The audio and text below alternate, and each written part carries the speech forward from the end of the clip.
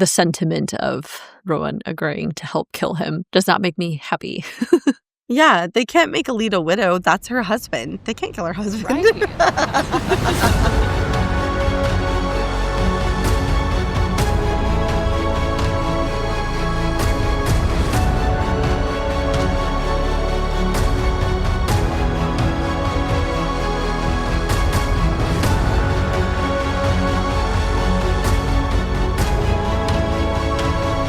Hi, everyone. Welcome back to the Booktime Fantasy Podcast.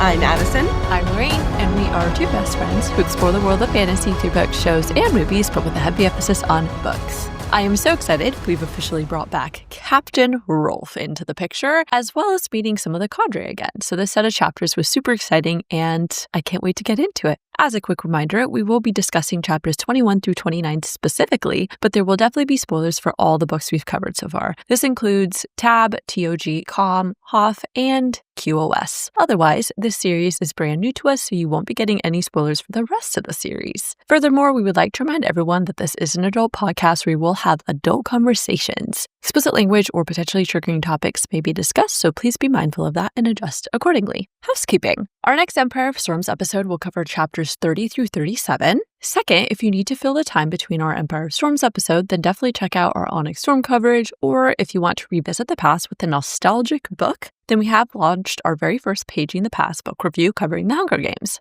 And last but not least, of course, we just want to thank everyone for some of our recent reviews. We've gotten a couple more in there. It's always so exciting when we get them. And check out our Instagram page where we've been posting those and keeping them displayed. So thank you guys. All right, so that is all for housekeeping, and let's get into the episode. We'll start with the book report for chapter summaries, and then we will dive into an analysis and offer theories for each chapter, and finally, we will share our favorite moments. With that being said, Addison, please give us the book report. Happily. Chapter 21. The meeting with Rolfe begins. Rolfe tells Dorain and Rowan what news he has received about Rifthold and that Duke Parrington, a.k.a. Erewhon, has now dubbed himself the rightful king of Otterlin. He also tells them about how he and his crew battled for control of Skulls Bay, and what they see now is what little remains of his crew and fleet. In turn, Dorain and Rowan tell Rolfe about Erewhon and the Vogue. They briefly discuss becoming allies, but do not come to an agreement before they are interrupted by two unidentified Fae males. Chapter 22. Gavriel and Fenrys, two members of Maeve's cadre, entered Rolfe's office. They sit down to a meal to prevent Fenrys from getting too hangry, and they tell Rowan and Dorain the news about Maeve and her plans. Unfortunately, they don't really know much because since Lorcan abandoned her, Maeve has become distrustful of her cadre. Rolfe interjects and inquires about Aelin, and this does not sit well with Rowan. The conversation quickly devolves and Rolfe kicks them out of the Sea Dragon. Dorain, Rowan, Fenrys, and Gavriel instead head to the inn where they finally admit to Rowan that Maeve sent them there to kill Lorcan. Chapter 23. Rowan, Dorain, Gavriel, and Fenrys all quickly get down to business. They ask Rowan for any information he has about Lorcan and his whereabouts, and instead of handing out that information for free, Rowan decides to bargain with them. If they will fight for Aelin and their cause, he will give them what information he has about Lorcan, knowing that at some point their paths and Lorcan would collide. Fenrys and Gavriel prepare to reject the offer, but Rowan plays one last card, the chance for Gavriel to meet his son, Aelin. This gives them pause, and so they depart before agreeing to anything. Chapter 24. Aelin, and Lysandra boarded a ship and sailed towards Skulls Bay. Aelin stared at the horizon and contemplated what happened with Erewhon at the temple. Aelin appears at her side, and the two have a heart-to-heart about their regrets and sorrows from the past. But Aelin reminded Aelin that it did them no good to dwell in the past now. Instead, they needed to focus on rallying allies, finding the lock, and getting to Skulls Bay before Erewhon did. Chapter 25. Manon awoke in the Oakwald Forest, alive, but barely. She assessed her injuries and mustered just enough strength to get herself out of the saddle before the darkness claimed her again. When Manon woke again, it was twilight. She was now in dire need of water and white-knuckled her way to a stream. She drank and drank, relief flooding her body until she heard a voice, an ancient and terrible voice. It was a creature Manon had not encountered before, one of Erewhon's nightmares created in the mountains of Morath. It called itself the Bloodhound. It wasted no time in attempting to capture Manon, and it was only by the blessing of the Mother that saved Manon. The Bloodhound became stuck between the close-knit trees in Oakwald, just long enough for Manon to make it to Abraxos and fly away to the coast, hopefully to somewhere safe. And hopefully right to Daddy Dorian. Chapter 26. For the next 2 weeks, Rolfe refused to meet with them. Dorain and Rowan spent their days training Dorian's magic, exercising, and strategizing. But Dorain was tired of waiting around, so he and Rowan took matters into their own hands. They hatched a plan where they pretended to receive war-altering intel, and they accidentally discussed it within earshot of Rolfe's spies. Rolfe called them to a meeting, but when they entered his office, none other than Aelin Ashriver Galathinius, hands laced behind her head, was sitting behind Rolfe's desk. Chapter 27. Aelin keeps up her ruse and speaks to Rolfe as Selena Sardathian. Rolfe is not happy to see her. What a shock. Selena taunts Rolfe and also ensures that he has kept his end of the deal to not trade in slaves and provide them sanctuary if they arrived in Skull's Bay. Before Rolfe spontaneously combusted, Selena introduced him to the incomparable, the beautiful, the absolutely all-around flawless Queen of Terrasen. Gods above. What devilry was this? Aelin Galathinius did not have a twin. Surprise! It was really just Lysandra. Lysandra transforms back and the cadre confirms for Rolfe that Selena Sardathian and Aelin Galathinius were one and the same. Aelin told Rolfe she was here to discuss the business of him refusing to aid her cause. Chapter 28. Aelin and Rolfe go toe-to-toe, and it seems like Aelin needs Rolfe more than he needs her. Or does she? To Aelin's surprise, Rolfe quickly dismisses Aelin's proposal to ally and instead tells her that she and the cadre have 2 days to get the hell out of his town, or he'd make good on his promise from the last time they met. As they left the Sea Dragon, Gavriel demanded that Aelin tell him who and where his son was, but Aelin refused, stalling just enough to give Lysandra time to whisk Aedion away. At the Ocean Rose, the cadre convenes and they all debrief each other on what they have learned over the past several weeks. It was never ending, Aelin supposed. There was so much to do and so little time, but for now, she had Rolfe to deal with. Chapter 29. This was a stupid plan. At least that's what Aedion thought after they'd been waiting for over an hour with no results. Lysandra pretended to be a lady of the streets, and Aedion an hourly customer while she wore the amulet of Orinth. Dorian arrived for a status update, and Aedion was rude and dismissive to Dorian. After Dorian departed, this prompted a conversation between Lysandra and Aedion, where she implored him to show some compassion and understanding for what Dorian had been through. The conversation then turned to what Aedion was going to do about meeting his father. Aedion wasn't sure what to do or say, but he asked Lysandra if she would go with him to meet Gavriel. They were then interrupted by Rolfe's barmaid, who was supposedly out for just a late-night stroll. Turns out that infernal map of Rolfe's really did work.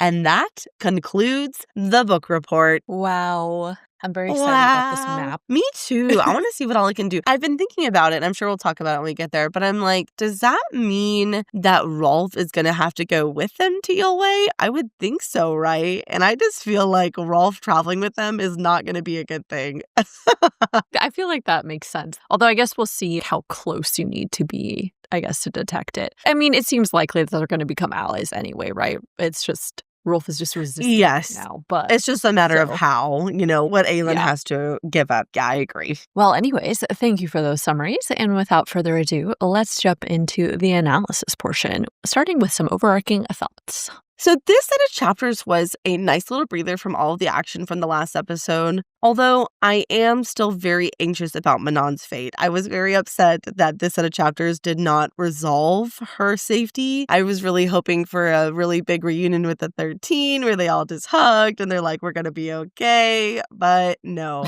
Instead, I got a terrifying nightmare creature that almost killed Manon again. I was, however, really happy to see everyone reunited and working together. And I feel like there aren't going to be many times when everyone is alive and well and together. So gonna treasure that while I still can. Next, we'll definitely talk about this more in chapters 27 and 28, but I have an unpopular opinion to share, but please don't come for me. I found Aelin's behavior and approach to getting Rolfe to ally with her bad and frankly just not well thought out and also a little cringy. I went back and forth on this a lot because there were definitely moments or things she said that I thought were kind of funny. But at the end of the day, Aelin desperately needs allies and she really did not go about this in a strategic way. At least that's how it seems for now. We'll see how it ultimately ends up. We know Aelin always has something up her sleeve, but I feel like showing up and repeatedly insulting Rolfe was probably not the best way to go about it. The whole time I was just like, I can't even really put it into words. Yeah, I just didn't like it. So we'll talk about it more when we get to those chapters, but I felt like it was ill-conceived from the get-go.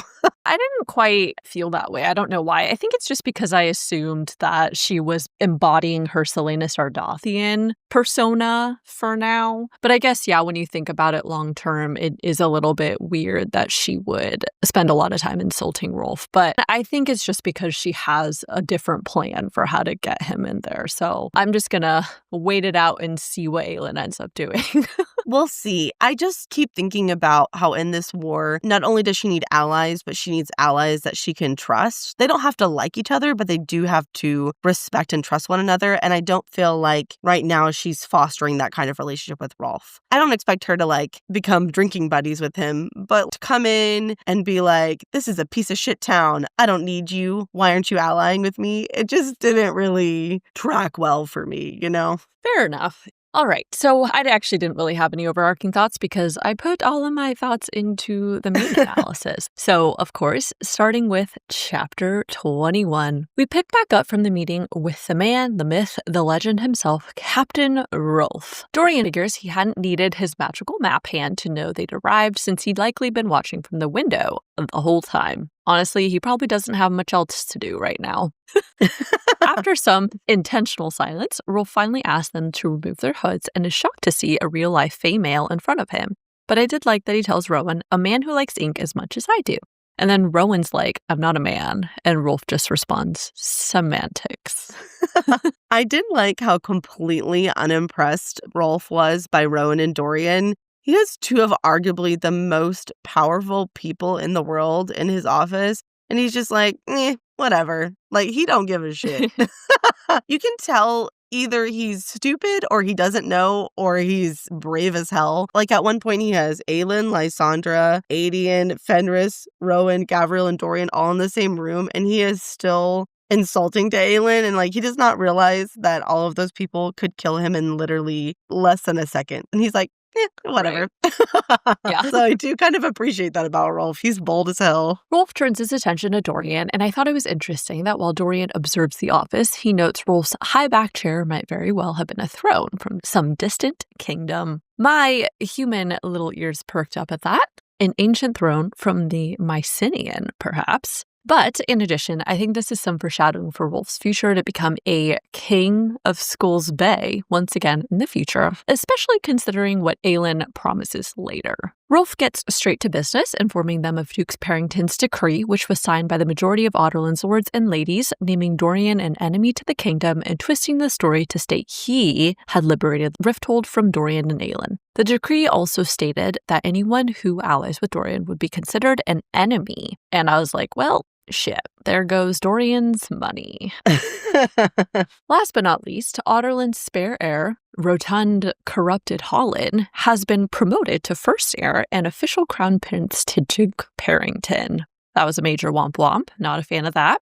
I forget if we talked about this already, but in case we didn't, Dorian's thought here when he thinks Aelin was a child, but still, something had rotted in him, festered, stuck out to me because Aelin was born while the king of Adolin was under Valg influence. That makes me wonder if Aelin was born corrupted or if by long-term exposure to the Valg or Wordstone items, he became corrupted over time by it. I also wonder if Aelin was gifted with any magic in the same way Dorian was. I'm inclined to say no, which would probably also contribute to how Aelin would further become corrupted by the Valg, since he had nothing to fight back against it in the same way Dorian could. As a follow-up, do you think Erewhon would put a collar on Aelin? I guess it seems like he would, so he can use Aelin as a puppet figurehead, but I'm not sure. I thought about it because it's a good question. I don't think Erewhon would have any reservations about doing it. I don't think he cares about Aelin or anything like that. But I just don't think he'll ever need to, and I don't think it'll ever really matter. I think Erewhon only named Aelin as heir to keep up the facade that he's still just Duke Parrington fighting for Adorin. And also, we don't know if Aelin has magic.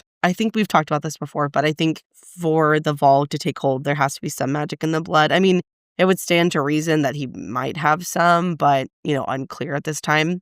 I said this way back in TOG, but I still don't think Aelin and Georgina will ever really come into the story. I honestly think they'll be killed off page by Erewhon's Valg, or at the very, very end of the series, there will be some throwaway line about how they moved back to Rifthold in the castle and they lived the rest of their days there or something. Especially because I think in TOG he was only 10 and it's been like a year. So he's like 11 and a half max. And he's just really young to be meaningful in the story. We've talked extensively about Dorian's guilt, and it's clear he is still working through that when he thinks about his mother and Aelin. And then he thinks he wished for time to just stop, so he might sort out all of these fractured pieces of himself, put them in some kind of order, if not back together entirely. First of all, I love how self-aware Dorian is. Second, Dorian really has had no time to grieve or take care of anything from a personal perspective. As king, he has a responsibility to act politically first and foremost. And with the world order shifting, he doesn't have time to heal in the way that he probably really needs. Similar to Aelin, considering they both bear the weight of kingdoms and really powerful magic. Yeah, it really sucks for Dorian because even Aelin had time to work through her trauma and grief. I mean, that was basically the plot of Heir of Fire, right? She had a couple months to work through all of that. But Dorian got out of the collar. Everyone he knew and loved left him. He maybe had a week, before the witches descended on Rifthold. And so he really, truly has had no time to process quite literally anything that's happened to him. Dorian shifts the convo to ultimately address where Rolfe stands in the conflict. While Rolfe is perceptive enough to know both Dorian and Aelin want his aid, he ultimately tells them, I stand on the side that keeps the hell out of my territory. I think this line makes it clear that Rolfe's priority seems to be to keep control of his territory and rebuild his since diminished business. But it also signals he is wary of getting involved with this conflict because, as we see, Rolfe's fleet and Skulls Bay have taken an enormous hit from Harrington/Erewhon's forces already. I would imagine he knows getting directly involved could easily wipe out the few people and ships he has left, and if they will leave him alone, he just wants to stay out of things. I completely agree. We will definitely be talking about this more when Aelin and Rolfe have their scene together, but I was not surprised by Rolfe's response here with Aelin, and I'm actually a little shocked that Aelin and Dorian didn't expect this answer or even anticipate its possibility. They all seem a little surprised that Rolfe didn't, not necessarily immediately agree, but, they did offer him quite a bit. And so I think they were a little surprised that he was just like, yeah, you guys are dreamers. I'm looking for warriors. Rowan calls him out about losing control of the easternmost area of the archipelago, and at this time, Rolfe concedes, showing them his magical map hands. Sure enough, the eastern area's waters were gray, but nothing moved. No dots indicated there were any ships, as if the map had frozen. More specifically, Rolfe states they have magic that shields them even from this. He couldn't get a count on their ships, men, or beasts, and scouts never return. I first and foremost wonder what Erewhon has to hide in that area. We know that he has beasts and the Valg there, but I wonder if there was something else Erewhon is trying to keep hidden, since it's specifically designed to keep other magics from getting past his shield. I definitely think that you're absolutely right. It's first and foremost to hide his numbers, to hide what he's created, so that people can't really accurately assess the threat level. But also, Rolfe mentions in this conversation that the area they occupy is mostly dead-end caves. And that made me wonder if Erewhon is actually using those caves to conceal other things, not just what he's creating, but maybe like a larger weapon or, I don't know. Erewhon's mind is depraved. I can't even pretend that I know what he's thinking at any point in time. So maybe something much larger and scarier. Dorian asks what beast Rolfe is referring to, but Rolfe only says ones to make you consider fleeing this continent, Majesty. I found it notable that Dorian holds his ground to say, I have walked through more nightmares than you realize, Captain. And then Rolfe, immediately looks at the pale line on his throat. I think Rolfe realizes exactly what Dorian means, especially because he knows rings were used to infect his men with Valg, as they talk about in a little bit. Rowan quickly picks up on Rolfe's false bravado to prod about his seemingly solid truce if he still camped here with minimal ships. This is when Rolfe caves to reveal though he'd managed to kill off most of the Valg that invaded and take back Skulls Bay, it cost him most of his crew. As long as Duke Perrington/Erewhon stayed on the eastern side of the islands, ultimately he just feels like he's fine with letting them stay there. This to me just shows how scared Rolfe really is. I feel like the Rolfe we met back in The Assassin's Blade would never let this stand. But after being almost completely decimated, I think he realizes he is outmatched. And as Dorian aptly observes and perceives, I think having to kill his own men and seeing them taken over by a Valg was pretty traumatizing for him. And so it really shows what kind of psychological damage Erewhon's presence and the battle in the spring did to Rolfe. At this point, we also learn exactly what the other beasts that exist in the Eastern Dead Islands are, and those are sea wyverns. Apparently, in addition to creating wyverns, Erewhon has also created a water-based version, and it says, beasts bred for naval battle, foul corruptions of an ancient template. First of all, I'm sure that the ancient template is referring to sea dragons. Also, since sea wyverns are modeled after sea dragons, I do still wonder if we will see actual dragons in the series. Remember we talked about this way back in TOG and COM, and of course nothing about dragons has come up since then, but mostly I just think it'd be really cool if we did get some dragons. Yeah, I remember us talking about dragons. It was literally in the first few chapters of TOG when Selena and Kale go and they take a tour of the castle, and there's two dragon statues outside the library. And you and I were fucking foaming at the mouth. We're like, oh my God, dragons, dragons, dragons. And then here we are, thousands of pages later with no dragons. But I still have hope that we'll see some. Maybe not sky dragons, but definitely the sea dragons with the Mycenians. I still don't think we're done with that. Having these creatures introduced just makes me think even more that the Mycenians and their sea dragons are going to return. There has to be some way that the good guys, so to speak, can beat these creatures. And based on what we know so far, the best match with them would be the Mycenians if and when they return. Anytime another bad element is introduced, there has to be a balance, right? So that we can actually compete. And so, although it hasn't been introduced yet, I really do feel like the Mycenians with their sea dragons are going to return. Yeah, I mean, I don't think we were introduced them for just lore. So yes, we're definitely going to see them at some point for some purpose, and I would imagine it's to help them combat Erewhon. Rolfe is also of the opinion to hell nah any involvement with the Valg and reiterates, I have no interest in disturbing the Eastern Islands if they do not disturb me any further. Realizing that money wasn't going to help sway Rolfe, Dorain steps in and very perceptibly guesses that Rolfe's men must have been taken and infected with Valg, only to be sent back, leaving Rolfe no choice but to behead them. This is when what happened to his men clicks for Rolfe and he breathes demons, as if it explains something. I think this interaction makes it clear he actually had no idea what they really were up until now. At this point, Rowan fills Rolfe in about the Valg princess, and that Parrington is really the Valg king Erewhon. When Rolfe asked how Dorain survived being infected with a Valg, Dorain genuinely says, I don't know. Honestly, I'm kind of surprised Dorain hasn't wondered if his magic somehow saved him, because from the outside looking in, obviously that seems like the most obvious conclusion to make, but I guess since Dorain barely knows anything about his magic, perhaps it's not obvious to him. I also found it really interesting to see how Rowan navigates the meeting. We know Rowan has several hundred years of battle and political experience, but it was neat to see him display those skills in this meeting with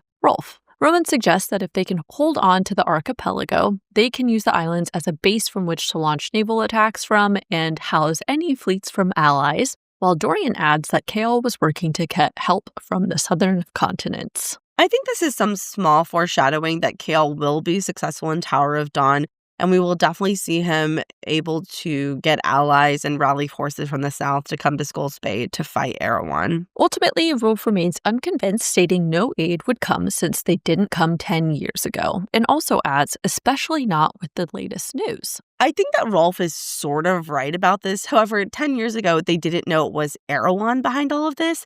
They thought it was just the king of Aelin who would likely stop once he controlled all the northern continent. But Erewhon is literally a threat to the entire world. And so I imagine that will prompt a different response from people in the southern continent. Whereas thinking you're fighting one king versus fighting a dark lord who is quite literally a world eater, different vibe. So I do wonder what everybody else knows about Erewhon and all of that from that many years ago. Presumably, all we know is that Brannon and Maeve have had experience with them in the past, but Brannon is associated with Harrison and the Galathinius line, and we don't really know how much involvement the other kingdoms had. And so that's something I would like to know. That's true. I imagine information is probably slower getting to the continent, and of course it's going to be all rumors that are unsubstantiated. So I think that's why Chaol is going to be so important. He's a person of authority with a direct line to Dorian and Aelin, so he can say, hey, no, this is for real. Erewhon is really alive and will kill us all. So Okay, guys, so this really caught me off guard, but I was also super excited by who shows up next. Rolfe thumps his foot to signal downstairs, and footsteps answer in return. Dorain instinctively feels his magic reach out toward Rowan's power, and I thought that was super interesting because I wonder if Dorain can basically link his power to anyone. I mean, if he could with Aelin, it definitely stands to reason that Dorain could link with Rowan's as well, since Rowan is Aelin's Karanom. But regardless, the fact that his magic instinctively head towards it indicates that his power wants to connect with Rowan's. I also feel like it indicates Dorain's magic could be used to unify powers between others in the future, and combined with discussions of how, we wondered if Dorain's power is divinely gifted or tied to the word, and then some of our discussions about him being involved with the word keys somehow in the future. I definitely am on board with Dorain being needed to bridge or combine powers to help put the word keys back into the word gate or something. Yeah! At bare minimum, I think this line definitely indicates there is something unique about Dorain's magic and how it interacts with other people's. I feel like we've not really got that description with Aelin, or really that kind of pull towards someone else's magic is exclusive to Rowan. And so it definitely seems that Dorain's magic operates in a different way. And so I'm interested to see what he can do with that. The footsteps reached the doorway, revealing two Fae males from Maeve's cadre. I was not expecting that at all. I don't know what I thought was going to happen or who I thought it was going to be. Not expecting to see Gavriel and Fenrys. I totally agree. That really threw me for a loop, but it was exciting because I was like, oh, what's going to happen? All right, that ends chapter 21. Moving on to chapter 22. I do have a couple overarching thoughts from this chapter specifically. First, I gotta say, just from our few short chapters with Fenrys, I already love his character. He's just so sassy, hilarious, and I love his energy. He's like the male equivalent of Aelin, basically. In addition, we see that despite this chapter involving Rowan and his cadre, the first half of it is from Dorian's perspective. I think this first of all establishes Dorian as an increasingly powerful and important character.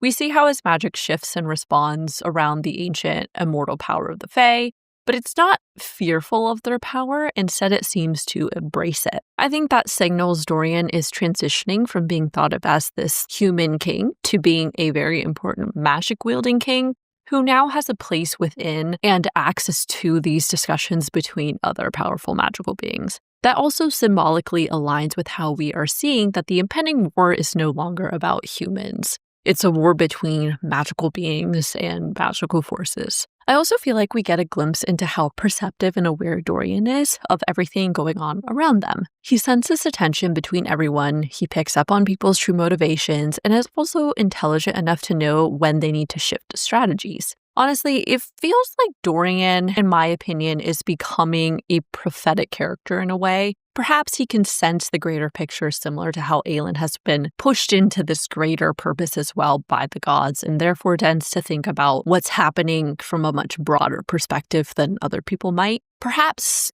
Dorian and Aelin both realize that they are destined for a certain path now. It's interesting that you say that because I also noticed how perceptive Dorian was. A lot of the observations and subsequent internal thoughts he has are very spot on, like when he thinks, perhaps Gavriel was the one who kept the peace among the cadre. He's literally just met Gavriel, and so the fact that he's able to pick up on that is really impressive. To be honest, we don't know a ton about the cadre dynamics, but based on what we do know about Lorca and Rowan, Fenrys, and Gavriel, that actually seems really accurate. And so I think that's really telling that Dorian can sense that almost immediately. I don't know if I agree with him being a prophetic character at this point, not in the way that I think Aelin is, but only because we don't really know Dorian. I really thought a lot about Dorian's character arc throughout the series so far. We get his POV in TOG and Com, but I almost don't even count that because I feel all of the main characters from TOG and Com, they're so different now that they're just not even the same people. In Heir of Fire, his POVs are limited to him basically freaking out about his magic and thinking about Sorsha. And in Queen of Shadows, his POVs are just him suffering under the Wyrdstone collar.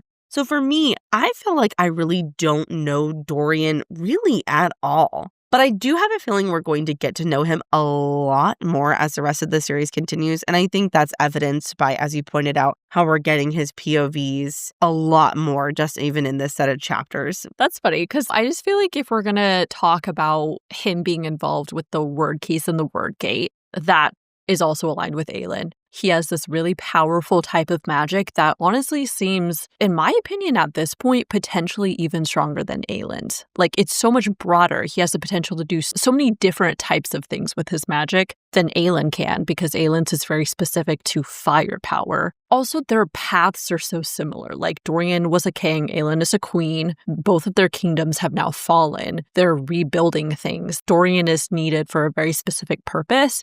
And to me, that feels like it qualifies as being prophetic. So, I mean, I agree that we don't know him as much in this context, but I think we do know enough, and we've gotten enough hints about the potential for his magic and where that will lead him in the future, that I feel pretty confident in saying I think he's going to be very important moving forward. That's fair. There is quite a bit of foreshadowing about his potential, for sure. To start us off, Fenrys comes in hot with some jokes, which I loved. He says, "Was your aim that shitty when you cut your own hair?" It's like, oh, burn, Rowan. Meanwhile, this contrasts with Gavriel, who is the peacekeeper, and tells Rowan to put his blades down because they aren't there for him. I totally agree. I already love Fenrys. I can just tell that I'm going to love basically any scene with him. Anybody who gives Rowan a hard time is good in my book, because people do not give Rowan enough shit. And so if someone's going to do it, I'm here for it. Apparently, Dorian's magic just wants to get with everyone, because it says, Dorian's magic writhed in his veins as it studied the two strangers. "Here you are," it's saying, and then he goes on to think, because magic had become accustomed to the prince's staggering abyss of power, but the three of these males together, ancient and powerful and primal, they were a maelstrom. As I kind of alluded to earlier, I wonder if Dorian's power wants to connect with different types of magic in order to absorb their properties so that Dorian can in turn harness that type of power too at some point. And that would align with what Rowan predicted about Dorian's magic likely granting him the ability to do a wide variety of things in the last set of chapters as well. I don't know why, but immediately made me think that Dorian's magic is kind of a playa. Like, his magic is trying to get with everyone. It is, yeah. I don't know why that's really funny to me to think about. It does. I also think the fact that Dorian's power seeks out this magic it senses, which is basically described as a huge force between the three Fae, indicates that Dorian will perhaps become a maelstrom in his own right with this magic soon. He likely already is, but with more practice and exposure to magic, I'm sure he could individually become one of the most powerful characters in this series, honestly. Rowan is immediately tense and cautious with Fenrys and Gavriel present, but he continues with introductions about their blood oath to Maeve. We get a quick bit of foreshadowing when Dorian realizes something is off for Fenrys and Gavriel to be here on Maeve's orders when Lorcan already was as well. They file out into the main room of the bar where they discuss the news about Maeve over steaming bowls of fish stew. Yummy. Before beginning, I did find it interesting that Gavriel asks if Aelin is with them. So Gavriel is the peacekeeper between the three Fae at this time, so I feel like it was both a sign of respect and also a show of concern for Aelin for him to have asked about her. We also know Gavriel was the only one of Rowan's cadre to even pause and speak to Aelin back in Heir of Fire. I also feel like Gavriel is subtly showing some cracks in loyalty to Maeve by being even slightly concerned about Aelin. Plus, given we learn Maeve no longer trusts them and Gavriel learns Aedion is his son later on, I think this, in retrospect, feels pretty emotionally loaded. I also wonder if Gavriel is asking this because back in Heir of Fire, he could sense that Rowan and Aelin were mates. If Dorian could sense it, then I assume all of the cadre would also sense it immediately. So he might also be asking because he knows how powerful the mating bond is, and Rowan obviously feels their presence is a threat. So if Aelin is there, that would make Rowan extra hypersensitive. And so I think that may also be another motivating factor in why he's asking. As Rowan and Gavriel discuss, we see from Dorian's POV that he is noting everything. He watches Rolfe, who is currently unaware that he does in fact know Aelin Galathinius. He can feel that Rowan did not part on good terms with this cadre, and he observes that Gavriel was likely the peacekeeper amongst them. Dorian's ability to observe and perceive what's going on beneath the surface kind of reminds me of Aelin as well. I just feel like both of them are deeply perceptive characters. That's a really interesting comparison. Obviously, I'm very pro Team Aelin and Lorcan and Dorian and Manon, but I could actually see Dorian and Aelin making a really good couple. I don't think it's going to go that way, but if I had to pick like an off-the-wall ship, I don't know why. I just see them together. Dorian has like such a really lovely soft side, and I could see him really taking care of Aelin. I don't know why I'm like really invested in this because I love Lorcan and Dorian. Never mind. I want Lorcan and Dorian to be together. I don't know. That was not the direction I was going by making that. I know. But they are kind of similar. They both have like softer sides to them. Yeah, and they're both very intelligent, and I don't know, I could see it working. I know that's not what you meant, but that's where my brain went, so here we are. I'm always thinking about romance, okay? I'm thinking about the love, I'm thinking about other things, and so I'm desperate, okay? Also, just as a side note, I think Dorian's presence and involvement in all these discussions directly shows that Rowan and Aelin, of course, trust Dorian implicitly, and I think this will start to help Dorian continue to regain his confidence, because that was another blow for him when he realized how limited his role was during meetings with the King of Aelin, and that basically all of his political training was just a distraction to keep him in the dark. Anyways, we, as readers, already knew that Maeve's forces are gathering on the coast of Wendelin with plans to sail for the continent, but we didn't know exactly where they were heading. Through Gavriel's news, Rowan and Dorian are now aware that Maeve is heading for the continent. While Rolfe maintains his position to stay out of this war, Gavriel states Maeve did not intend to ally with Morath. Instead, she was planning to head to Eelway, though they did not know why. In fact, Maeve intentionally did not give the cadre any specific reasons or details. So I feel like this is really big news. I think that Maeve is heading to Eelway to go to the Stone Marshes, because that is in the southwestern part of the kingdom. And if Maeve knows about the word gates, and also is Valg, as we suspect, then she probably knows about the lock too. So she's trying to get it before Aelin can. And this is also supported, I think, by Dorian's thought there had to be something there, something worth her while. Now, of course, this also leads to the question of what does Maeve actually plan to do with the keys and the lock? Will she use them purely for herself? Is she going to use them against the Valg? Is she going to use them for the Valg or against Aelin? I don't know. There's just a lot of questions that come up from this, of course. That is a really great guess. I'm very glad you came up with that because honestly, I had nothing. I was like, I don't know if I can know why she's going there. I got nothing. But it does make me wonder, I guess, two things. How does Maeve know the lock is there? And let's assume she does. Why is she just now going to retrieve it? Why didn't she do that in the last 1,000 years? But it does make sense that she would be targeting Eelway with a very hyper-specific mission in mind, like getting the lock back, because strategically, Eelway is not the best target, and as Rowan points out, she really cannot conquer it, or at least not for an extended period of time, because doing so would leave Doranel too vulnerable. So she clearly has something very specific in mind for going there. She's not just being a chaos queen. Right. The other big reveal is that Maeve no longer trusts any of the cadre with specific details and information because Lorcan had abandoned Maeve and she trusts none of them now. This definitely signals a fracturing of Maeve's control. She doesn't trust the cadre, which I'm sure will have downstream consequences because it opens up the possibilities for others to leave as well, I think. Rowan left, Lorcan left, though his reason for doing that is not against Maeve necessarily. You know, he's still doing it like in his twisted roundabout way to support her. But we also see that Rowan uses this crack in loyalty to his advantage later. So I definitely feel like more of the cadre is going to break away from Maeve at some point. Rowan argues against Maeve being able to conquer Eelway without leaving Wendelin undefended, but after telling Rolfe he needed to dispatch messages, presumably to Aelin and Eelway, Rolfe indicates Aelin would be arriving soon and that he was well aware that Rowan and Dorian were working with her. He says, "Won't the recipient arrive soon enough?" and then adds, "You mean to tell me that her lover goes to rescue the King of Aelin, instead of taking him north, he brings him here, and it doesn't somehow mean I'm to soon play host to her." I feel like Rolfe is definitely smarter than he lets on and has strategically limited what he reveals to them. He knows who Aelin is, what she did in Wendelin, and that Rowan and Dorain are allied. Thus, he's making an educated guess, I think, that Aelin will be arriving soon since Rowan is here in Skulls Bay. I completely agree. I feel like basically everyone in this set of chapters tragically underestimates Rolfe. They seem to guess really poorly on his intelligence as well as what his motivations are.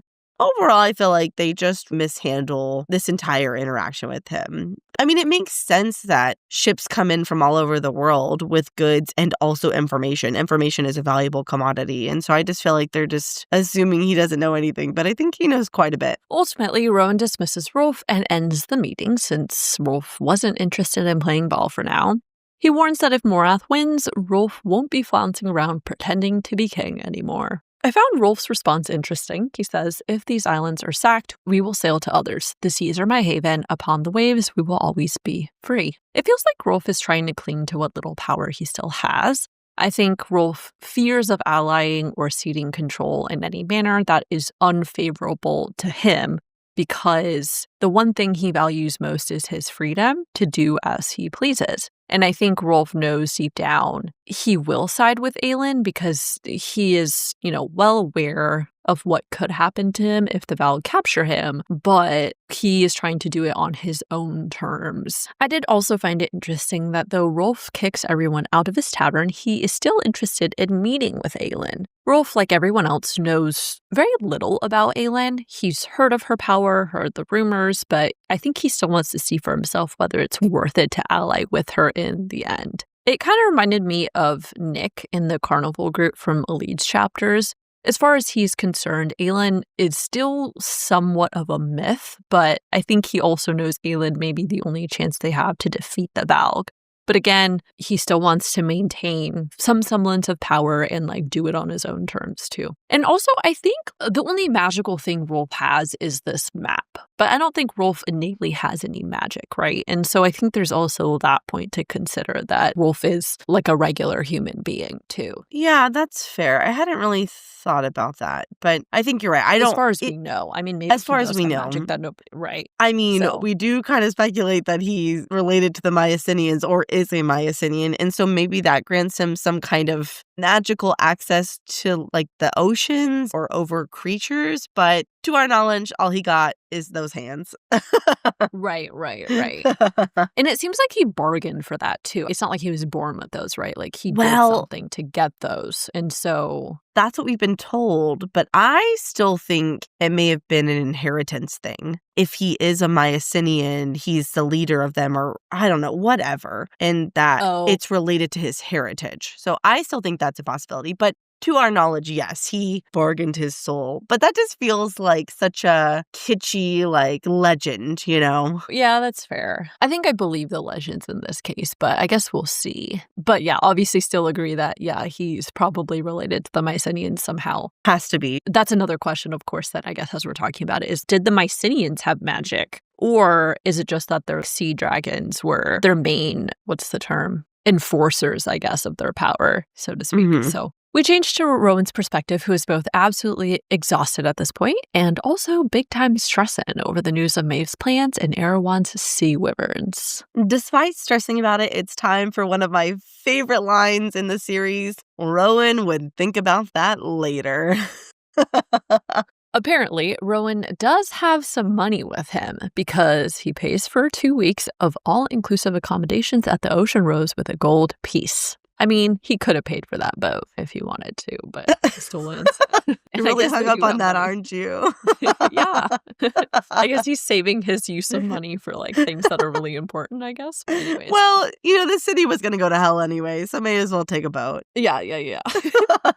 So this is completely unimportant, but I actually had no idea what a bougainvillea is, but when I looked it up, it's a type of tropical ornamental climbing plant, and it's actually super pretty. We'll insert a picture of this if you're watching on YouTube, but it's got these like super bright magenta flowers, and now I really want one in my home. I like them. Now you have me questioning how to say it. I've always said it bougainvillea, so now I'm wondering if I'm saying it wrong. But they're gorgeous. They're really beautiful. It's been a long time since I have been to Disney World, but I very distinctly remember the last time I was there, they had ginormous bougainvillea that were absolutely gorgeous. I'm talking like an entire wall covered in them. They're sort of viney in a way, and so they really can spread. And because they're tropical, Florida is quite humid, and so I think they do really well there. So I don't know if your climate where you live is going to be conducive to those. You could try.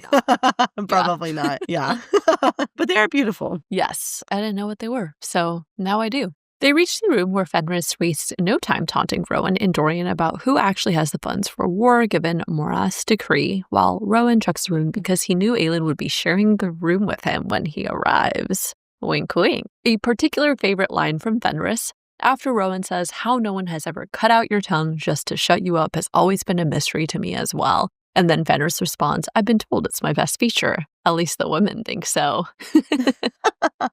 I thought it was really funny when Fenrys is teasing them about how they can afford the room. And he says, though maybe considering yesterday's decree from Morath, you'll be moving to more economical quarters. Fenrys is great. Everything he says is great. I know. I love his character so far.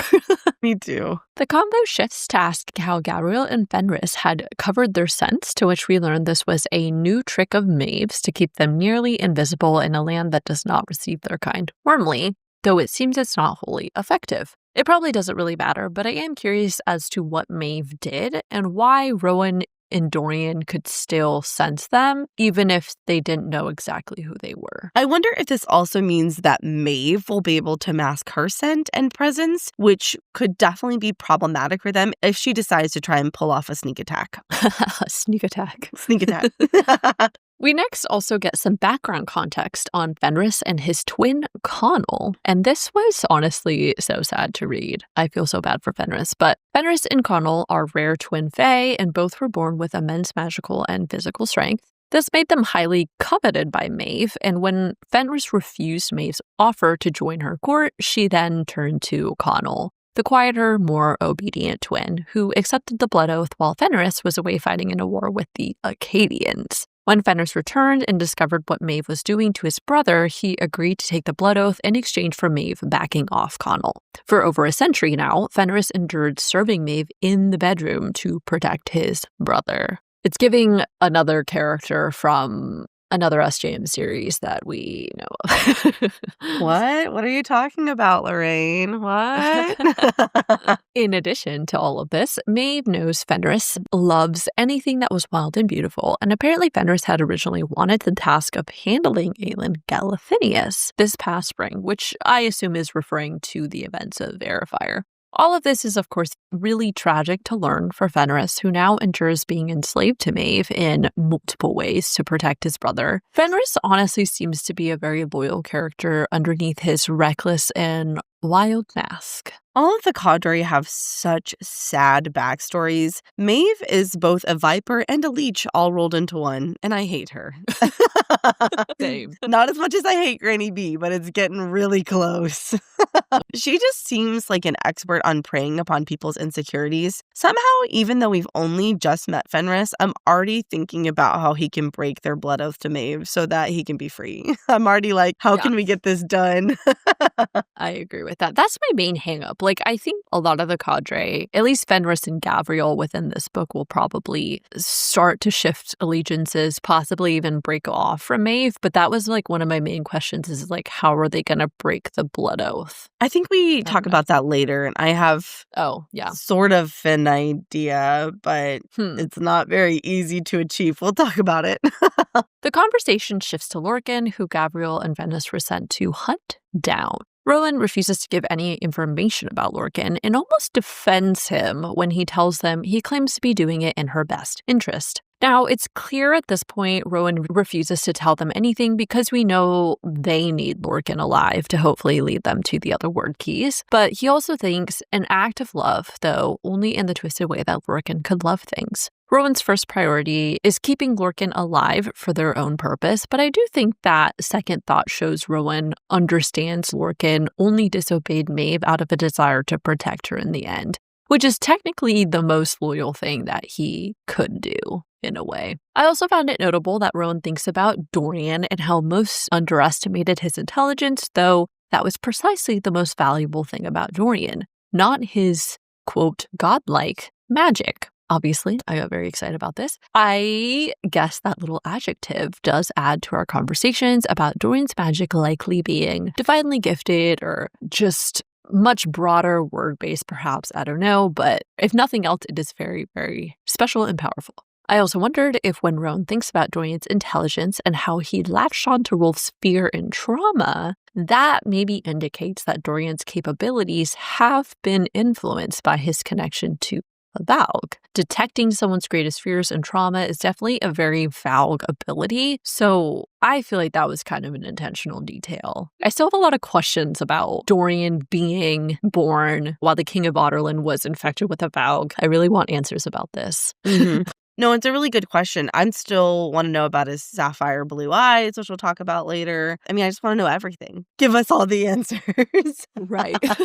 I really didn't think about it that way, although you're right, that is a very distinct Valg trait. I took that as just an example of Dorian's perceptiveness and intelligence, but I definitely could see it being influenced by his Valg heritage. I do feel like Dorian displayed that skill set when we first met him back in TOG, but again, that doesn't necessarily exclude it being impacted by his Valgness or whatever, but I thought it was really interesting.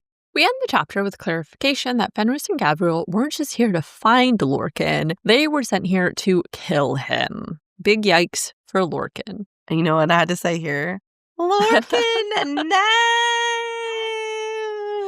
Tsunami! Yeah, so for those of you that are new here, just throwing it back to our White Lotus days, that audio has been revived in my brain and now in my household, and so it will likely be reincorporated back into our episodes because I've started saying it again.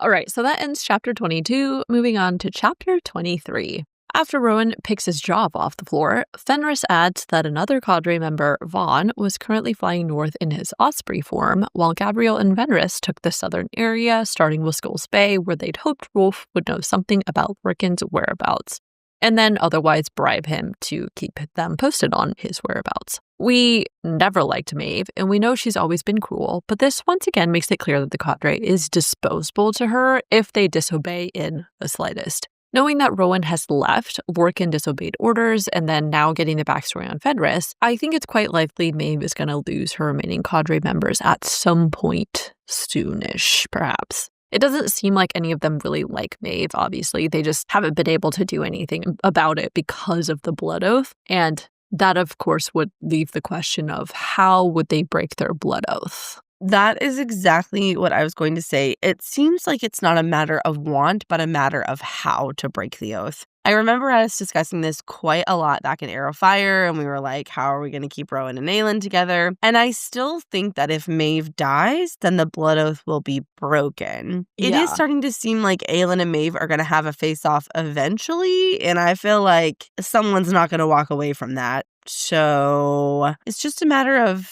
how and when we can kill Maeve. Yeah, I would agree with that.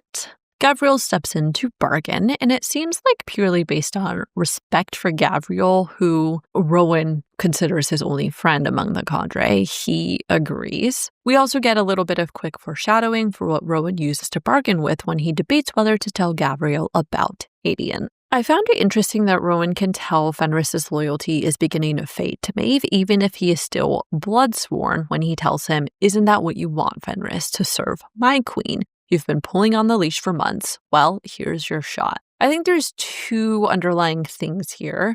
One, Rowan knows Fenrys' backstory and what he has endured serving Maeve. He didn't serve her because he ever truly believed in her cause, and Rowan uses that for leverage, knowing Fenrys wants out. Two, I think it's sort of a mock offer in a way because Rowan was let out of his first blood oath and then chose to take a new blood oath to someone he actually wanted to serve. And obviously, they all see how different the dynamic is between Aelin and Rowan and how he serves her under this blood oath than what they have to do for Maeve under her blood oath. But I don't think Fenrys really sees how he could get out of his blood oath. So Rowan is basically like dangling this unattainable thing in his face. Now that you spell it out, it actually seems kind of cruel to do that to Fenrys. Rowan is essentially giving him a taste of freedom that he can never really have. And now that makes me kind of mad at Rowan. Well, I think it was strategic. I think Rowan knows if I can show you what you're missing out on. Well, I guess, of course, the question is still like, how are you going to do that? But maybe it will motivate them to figure out how to get out of it or something. And ultimately, we know he wants to persuade them to help them fight against it, right? So, I don't know. It is kind of messed up, though. So, I wouldn't be me if I didn't point out some references to the gods. I would like to draw attention to Rowan's thought that said, when Rowan had walked through the door of the sea dragon, he'd wondered what god had sent the storm that pushed them to arrive in Skulls Bay on this day at this time. While it's more than clear at this point that Aelin has been guided by the gods into her role in fighting against Erewhon, this thought, in my opinion, also seems to indicate that the gods are influencing, I think, a variety of different factors and characters to guide everyone's paths into converging so that they can all fight in this war together. So not just Rowan, and I have a thought about this later with Manon too, but they're involved in many different things. I think more specifically, they're interfering with and influencing people's paths that are directly related to or will cross with Aelin's. I think Aelin is the common denominator in pretty much all of the gods' interference, but I do agree that they're interfering with many more people than just Aelin. Using loopholes about Maeve's permission, Rowan proposes an offer that could work around the blood oath. He offers that if they agree to fight for Aelin's cause against Erewhon, then once Lorkhan's path crosses with theirs, and he knows that it will, then they'd be free to do as they please with Lorkhan. Rowan thinks one Fae warrior was as good as 100 mortal soldiers, and having just 3 Fae warriors, that would be a huge help against the witches and Erewhon's army. While I'm excited for Aelin, it does make me worry about Maeve's army that is full of Fae warriors. Granted, I know that Rowan, Gavriel, and Fenrys are extra special with their power and strength and magic, but it still does not make me feel good. If Maeve unleashes the Fae warriors against Aelin, I feel that will be very, very bad. Fenrys counters they may very well all end up dead and questions how long Aelin's fire could hold out against Erewhon's forces, but I loved Rowan's response. He says, 10 years ago we did nothing to stop this. If Maeve had sent a force, we might have kept it from growing so out of control. Our brethren were hunted and killed and tortured. Maeve let it happen for spite because Aelin's mother would not yield to her wishes. So yes, my fire heart is one flame in the sea of darkness, but she is willing to fight, Fenrys. She is willing to take on Erewhon, take on Maeve and the gods themselves, if it means peace can be had. I think the first part of this shows Rowan feels personal guilt about Maeve's refusal to help 10 years ago, and honestly probably for most of the wars and things that he's done under Maeve's orders in the past. Though the circumstances are different now, I think Rowan has been carrying this guilt for years and likely didn't agree with Maeve's decision 10 years ago either. But for the second half of his speech, when he brings up Aelin, I think he is offering them and himself a chance to make things right by fighting alongside a leader who is willing to take on Erewhon to give everyone else a chance. He wants to offer them a chance to fight for hope and peace over darkness and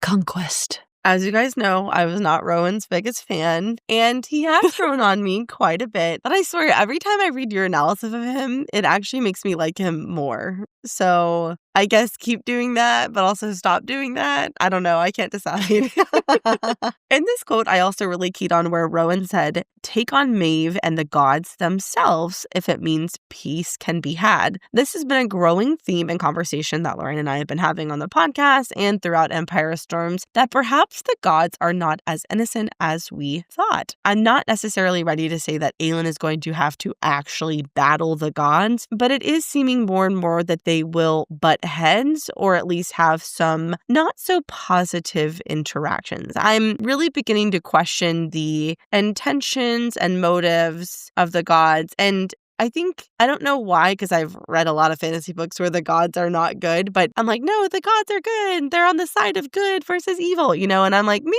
that's not totally true. Yeah. I still feel like, I don't know if they're bad. I think they're just playing a different game, and it goes back to the idea of we have somebody who can defeat Erewhon. We're going to use her, possibly sacrifice her for like the greater good of everybody else. It definitely feels like Aelin, as we've been talking about, she's going to get sacrificed by their influence. So the gods have a very different sense of morality, I think, than what mere humans or fae on one single world have. Right. Most importantly, it was very sobering when Rowan goes on to say, alone she will die, and once that flame goes out, it is done. Once that fire extinguishes, we are all doomed in every land and every world. Rowan, I think, is making it clear to them that Aelin alone cannot fight this war. It's in everyone's best interest to help because the consequences of failing to defeat Erewhon are catastrophic for the whole universe. Yikes.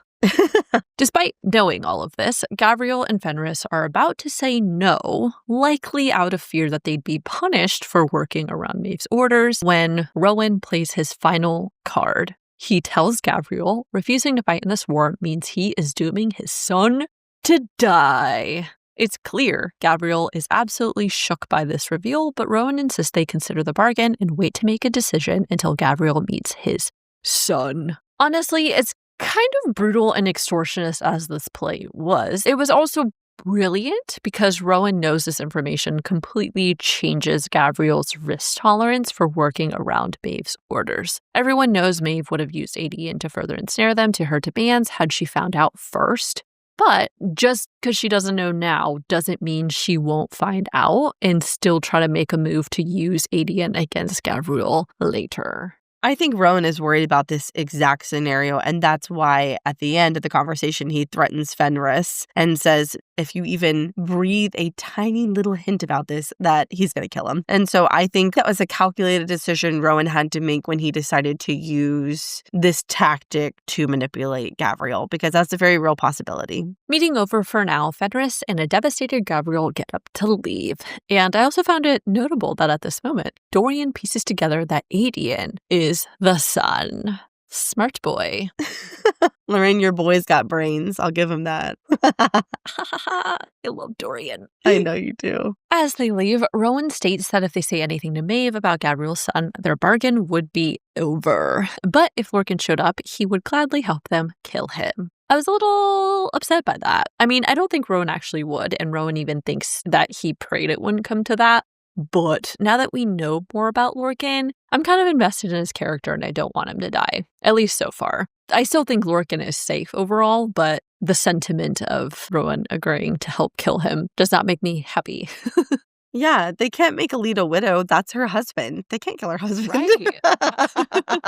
The thing that makes me nervous is what will actually happen when their paths cross with Lorcan again, because we know it is inevitable. And so my question is, how long can they put off killing him if they actually see him? Will the blood oath compel them to attack Lorcan the moment they see him? Or hypothetically, is there now this loophole where they can't kill Lorcan until they fulfilled their deal to serve Aelin?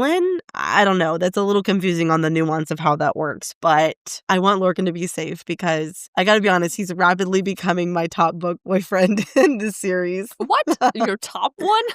Yes, I really I know, but honestly, Lorraine, I love his chapters with the lead. Low-key, they're kind of my favorite plot line in this book so far. I have no logical reason for it, but Daddy, I love him, I love that. Actually, this makes a lot of sense because your takes about Aelin, I was like, oh, did you break up with Aelin?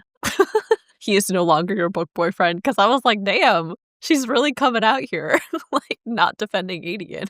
Yeah. Honestly, I did kind of break up. He's fallen out of my favor. He can fight his way back, but that's funny. Right now, I'll defend Aelin in this set of chapters. I won't. Anyways, Oh okay.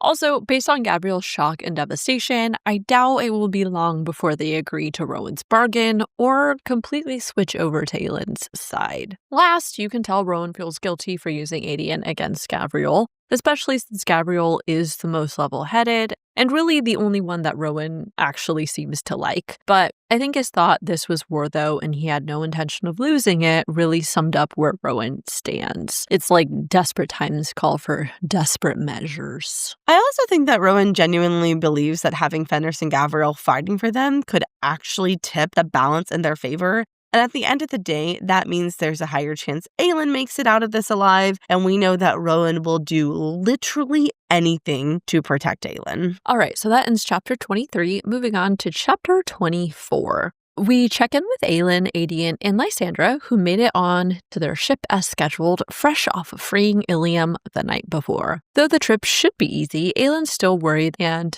of course, Erawan's threat to Rowan and Dorain still looms fresh in her mind. Aelin is also still getting used to letting Aedion do things for her as well as others, when after he comments about letting males do things every now and then, she thinks she knew this would be an ongoing argument, stepping back so that Aedion might fight for her. I do find it kind of interesting that she really doesn't seem to have a problem letting Lysandra scout above and stuff, but she doesn't let Aedion do it. I suppose because Lysandra is a shifter, she's less detectable relative to Aedion, but I do wonder why she's much less hesitant about letting Lysandra help compared to Aedion and Rowan at times. I guess it's some PTSD from knowing what happened to Aedion in the past, as well as almost losing him in Queen of Shadows, but still. I'm going to say this, and I know this sounds messed up, but Aedion is her cousin, and they've known each other quite literally their whole lives. I think part of it may be that Aelin is more scared to lose Aedion than she is Lysandra. Don't get me wrong, she loves Lysandra, and she would never purposely put her in danger or, risk her in a serious way, but I think if push came to shove, she'd pick Aedion. And I think that may even be subconscious on her part. She doesn't even realize she's doing it. But I also think you're right about, to a certain extent, Lysandra, it just makes more sense to scout because she can transform. And Aedion, apparently he's this giant hulking man. Right. So he's not very undetectable, Not old, yeah. Yeah. So Aelin and Aedion start conversing, and Aedion wonders why, despite having Aedion in proximity to him, why the King of Adarlan or Erawan had never corrupted them to the same extent they'd seen with the Overseer. And she says, perhaps he knew that if you were gone, I might very well have decided to let this world go to hell and never free him for spite. I think this makes it clear Aedion knows his survival wasn't necessarily out of the goodness of the king's heart or any kind of mercy from Erawan. Instead, it was a strategic decision designed to draw Aelin out. For the King of Adarlan, that was with the hope that Aelin could save them someday, while for Erawan, it was to make sure Aelin would be involved at just the right time for whatever his big plans are. Of course, we don't know if this was really Erawan's motivation, but how diabolical that for years he basically kept Aedion around just at the hopes of entrapping Aelin. I know that's not confirmed, but I would not put that past him. I mean, it's diabolical. I don't have another word for it.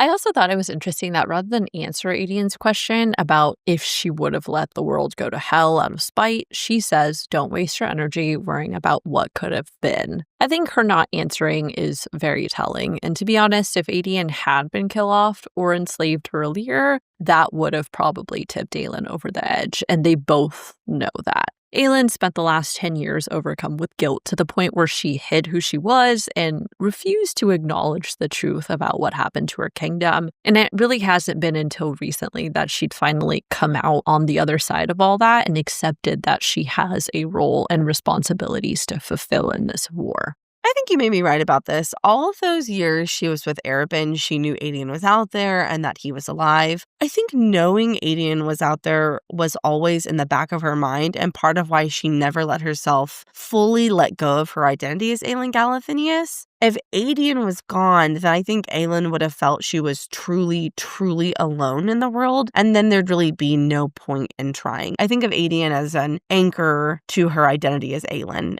We also see that Aedion continues to feel much of the same guilt Aelin does when he admits to her that he knew about Endovier and that he'd been camped out with the Bane close by just a year prior. While he hadn't known Selena was Aelin at the time, it plagues him to know he'd been close enough to save her, and I was like, oh, that's really tragic. So sad. This whole conversation, Aelin doesn't want anyone to worry about these past moments because there is nothing to be done about it. There's only the present and then the future. It reminded me of what Aelin said to Chaol in Queen of Shadows when he'd asked, what if we go on only to more pain and despair? What if we go on only to find a horrible end waiting for us? And then it says, Aelin looked northward as if she could see all the way to Terrasen and responds, then it is not the end. Lorraine, you know that's one of my favorite quotes of all time. So first and foremost, thank you for working that into this episode. But second, ultimately, I think Aelin is right. It does nothing to dwell on the past and only distracts them from what they need to do now. And I think Erewhon knows this and is using everything in his arsenal to unnerve Aelin, including her past, as we saw with the Overseer from Endovier and just in general. I also think it's worth noting that Aedion asked Aelin if she would have told him what happened at the temple with Erewhon if he hadn't been there with her. Aelin tells him that she doesn't know, but he probably would have woken up as soon as she unleashed her power. This has started to become a growing theme in Aedion and Aelin's relationship. In Queen of Shadows, she didn't tell anyone the full extent of her plans, and I think it really frustrated Aedion the most out of everyone. He's made a couple of comments, both serious and joking, in this book so far about her not sharing her plans, her being secretive. And I'm starting to wonder if this is actually going to become a big enough problem for them that it's going to cause a division and issues in their relationship, because it really doesn't seem like Aelin has any intention of changing that behavior. I think she's trying to work on it, but also not really. So Aelin next changes topics to discussion of Aedion's participation in the Battle of Theralis, first mentioned back in Chapter 5 during their meeting with Darrow.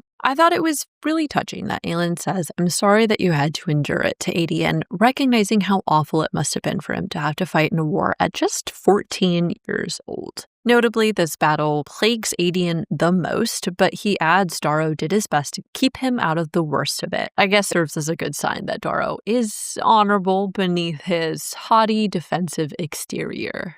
I also felt Aedion's line when he said, my life as a warrior was chosen long before the battlefield was really powerful because it shows Aedion's path was laid out for him before he ever got a chance to decide who he was or wanted to be. We dive deeper into this later in Chapter 29 when Aedion and Lysandra talk, but we know Aedion was raised to be Aelin's protector from the beginning, so it was inevitable that he'd end up fighting in wars someday. Ultimately, Aedion is yet another one of our characters whose path was already set or preordained without their individual choice in it. To add more points for Darrow, Aelin also admits that she didn't blame him for blocking her from Terrasen, knowing that she'd have done the same in this position and understanding why he did it. I think Aelin really has grown a tremendous amount as a queen in a very short time. I think it also shows Aelin is much more mature now, and I would imagine all of her experiences with the Valg and Erewhon has shifted her perspective a lot as well. I was so proud of Aelin when I read this, especially when you consider that it's really only been a few days since her meeting with Darrow, and the fact that she's been able to process and digest the whole situation and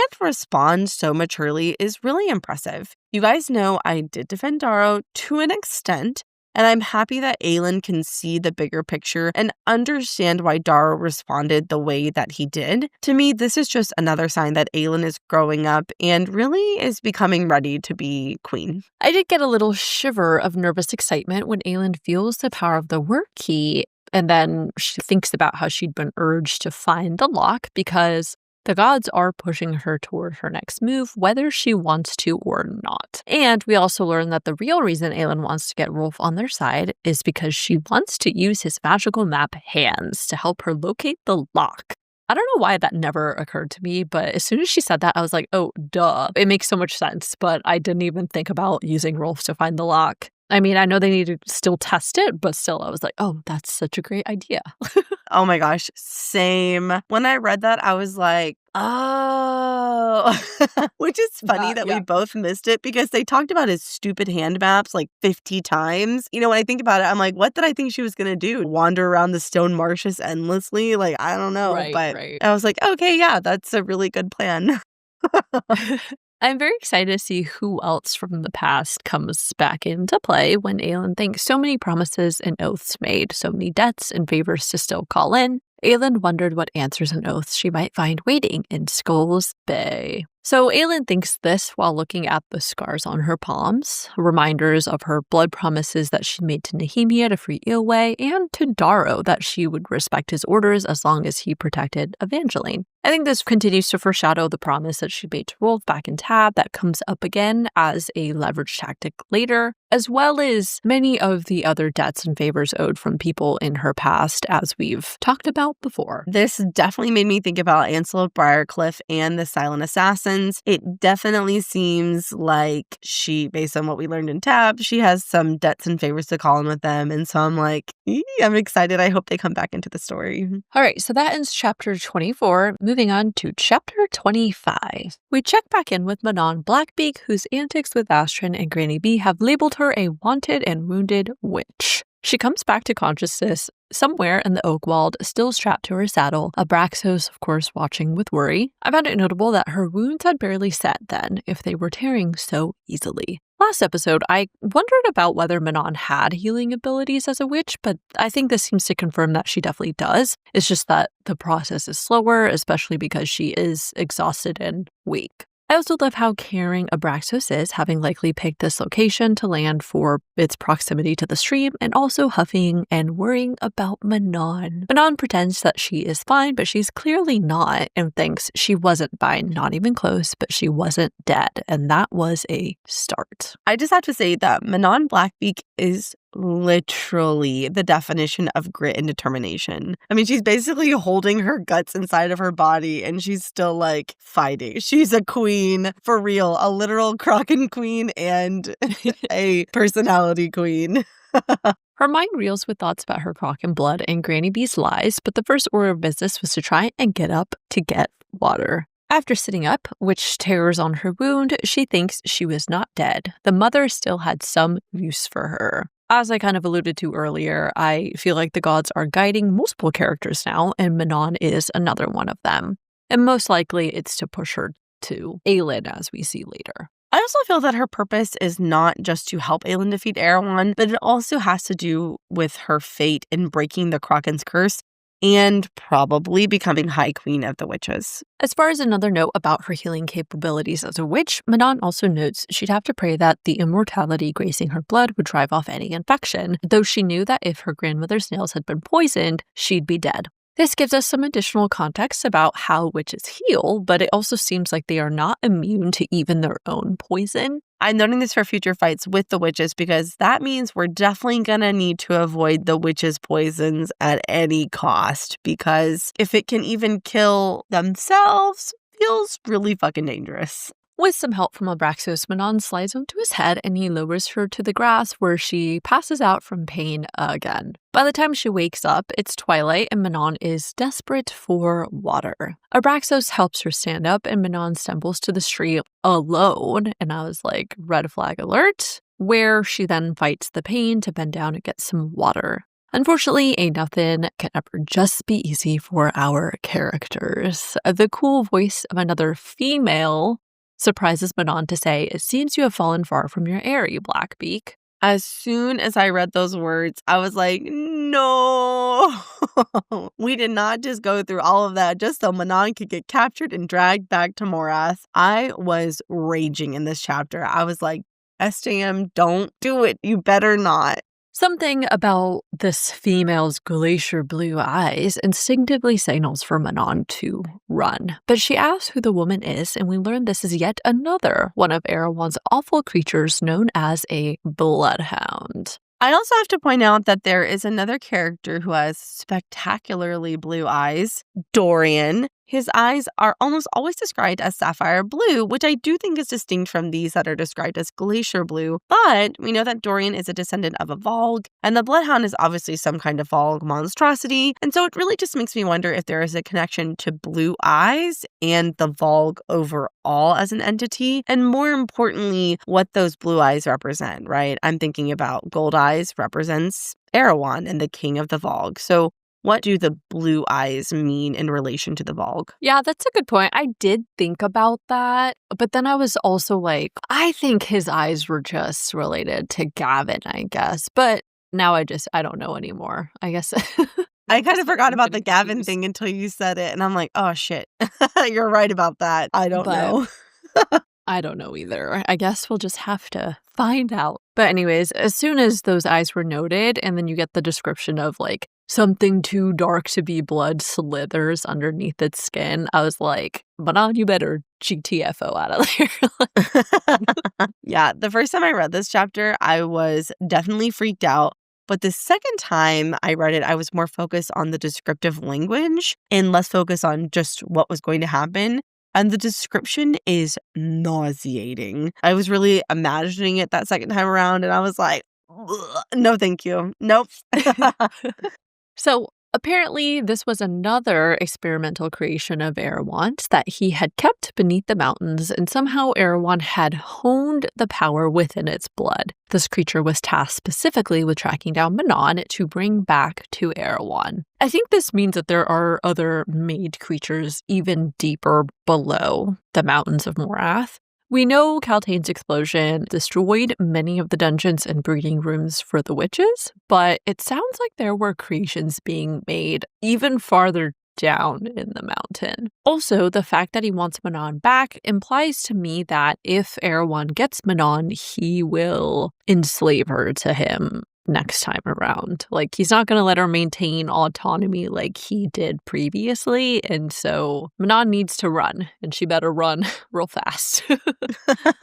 For real, girl, run away. I think there's a lot of possibilities here for what Erewhon might want. He might use her for breeding, like the other Coven of Witches. He might use her to put a word key in, or honestly something else that we have yet to learn about, all of which sounds fucking terrible. So I can literally not think of anything worse for Manon than getting captured by the Bloodhound in this moment. So at this point, the Bloodhound sheds the glamour that it used to hide its true form, revealing a creature birthed in darkness. The imagination of someone born in another world, one where nightmares prowled the dark, cold earth. You know, the wording about this creature being imagined from someone born in another world makes me feel that Erewhon is maybe creating these creatures based on ones that exist in other worlds, or that the Valg originated from, or perhaps from other worlds that they have invaded in the past, which is absolutely terrifying. And I was like, no, thank you. I don't want that. When I was reading your notes, it was your emphatic no thank you that took me out. You wrote that in all caps. You're like, no, but really no thank you. I'm out of here. We get a description of the Bloodhound, who is designed very specifically to be a tracker because it has enormous nostrils, large lidless eyes, black stumps for teeth, and a thick red tongue for tasting the air. And then, of course, it also has wings, so it can fly after everybody. Finally, Manon comes to her senses and realizes that it's time to nope the hell out of there. Unfortunately, the mother had her back when the Bloodhound gets wedged between the trees, giving Manon time to run away. She makes it to Abraxos, who catches her midair as he takes off just in time to avoid the Bloodhound, who freed itself from the trees and now rapidly flew at them. Oh my god, the way my heart was beating so hard in this scene, I genuinely thought Manon was going to get captured. I really did. I thought this is how her story's going to be progressed. She's going to be taken back to Granny B, and then maybe the 13 was going to have to swoop in and rescue her. It could have went a lot of ways, and I really thought she was going to get captured. Whew. So I did love our warrior-hearted wyvern, the little wyvern that could. And he was not about to let the Bloodhound get Manon. Abraxos spears it with his poison-barbed tail, slamming it into the Oakwald below. So I was definitely not relieved to hear that it screams, "I will find you," because that means that we are not done with this creature, or likely other creatures that Erewhon has as well. And actually, speaking of that, Erewhon has a variety of these tracking type creatures designed to target and hunt specific people or whatever he wants it to. Perhaps rather than having an army-to-army battle, maybe much of Erewhon's strategy could just be to send these specific creatures to hunt Aelin or other people down before they get a chance to rally forces. I still think that there's going to be some big battles as well, obviously. But maybe initially speaking, we're going to be meeting more of these creatures for these little skirmishes with them. It definitely seems that way, although that begs the question, why are we not seeing attack after attack of all of these different creatures? specifically targeting Aelin and everyone that's with her. I asked this question and then I was like, okay, well, let me try and answer my own question here. And so I still believe it has something to do with the idea that Erewhon wants Aelin and Dorain specifically so he can utilize their power for something. I also wondered if Erewhon perhaps suspects that Aelin might know where the lock is and will try to retrieve it, and he's actually biding his time until Aelin gets it so he can then capture her and the lock. He's letting her run around and sort of do his dirty work, and so then when she finally has everything he wants, then he can just swoop in and get her and say, oh, thank you for bringing these to me, you know? Well, actually, I kind of thought about this briefly earlier when we were talking about Maeve and how I speculated that maybe she's trying to get after the lock too. Erewhon might be as well. I wonder if Aelin specifically has to be the one to get it for some reason. Like maybe they're not, like it's key to Aelin somehow. Like a bloodline thing. Right. And so like they need to wait for her to get it. So then they can like swoop in or something like that. You know what I mean? Yeah. So, because if it's true, like obviously they're much more powerful beings and creatures. And if they know about it, why didn't they go get it? And so maybe it is just that like they have to wait for Aelin specifically to get it first or something. So I don't know. To close out this chapter, despite the circumstances and Manon's severely injured state, I did get excited to see that Manon and Abraxas fly for the coast because that means that they are probably going to cross paths with Aelin again soon. And the threads from the loom of fate are weaving together. All right, so that concludes chapter 25. Moving on to chapter 26. 2 weeks go by during which Dorian spent much of his time training with Rowan. And I thought it was hilarious, Dorian thinks. Honestly, he had no idea how Aelin had survived months of this, let alone fallen in love with the warrior while she did, though he supposed both the queen and the prince possessed a sadistic streak that made them compatible. That's so funny you pulled out that quote because I did the same thing. I also cackled when I read that, and honestly, Dorian is 100% right. They both really do. I also found it notable that Rowan is pretty protective of Dorian and could tell when Dorian was plagued with nightmares of the past few months. Protective Rowan is my favorite Rowan, but I also wonder if he was trying to make sure Gavriel and Fenrys didn't detect any weaknesses, which is why he kicked them out during those tough nights that Dorian experiences. I did really love Dorian's thought when he thinks he wasn't sure whether to thank the Frey Prince for noticing or hate him for the kindness, because while Dorian is definitely struggling and needs the support, he probably doesn't want to burden Rowan with more things to worry about.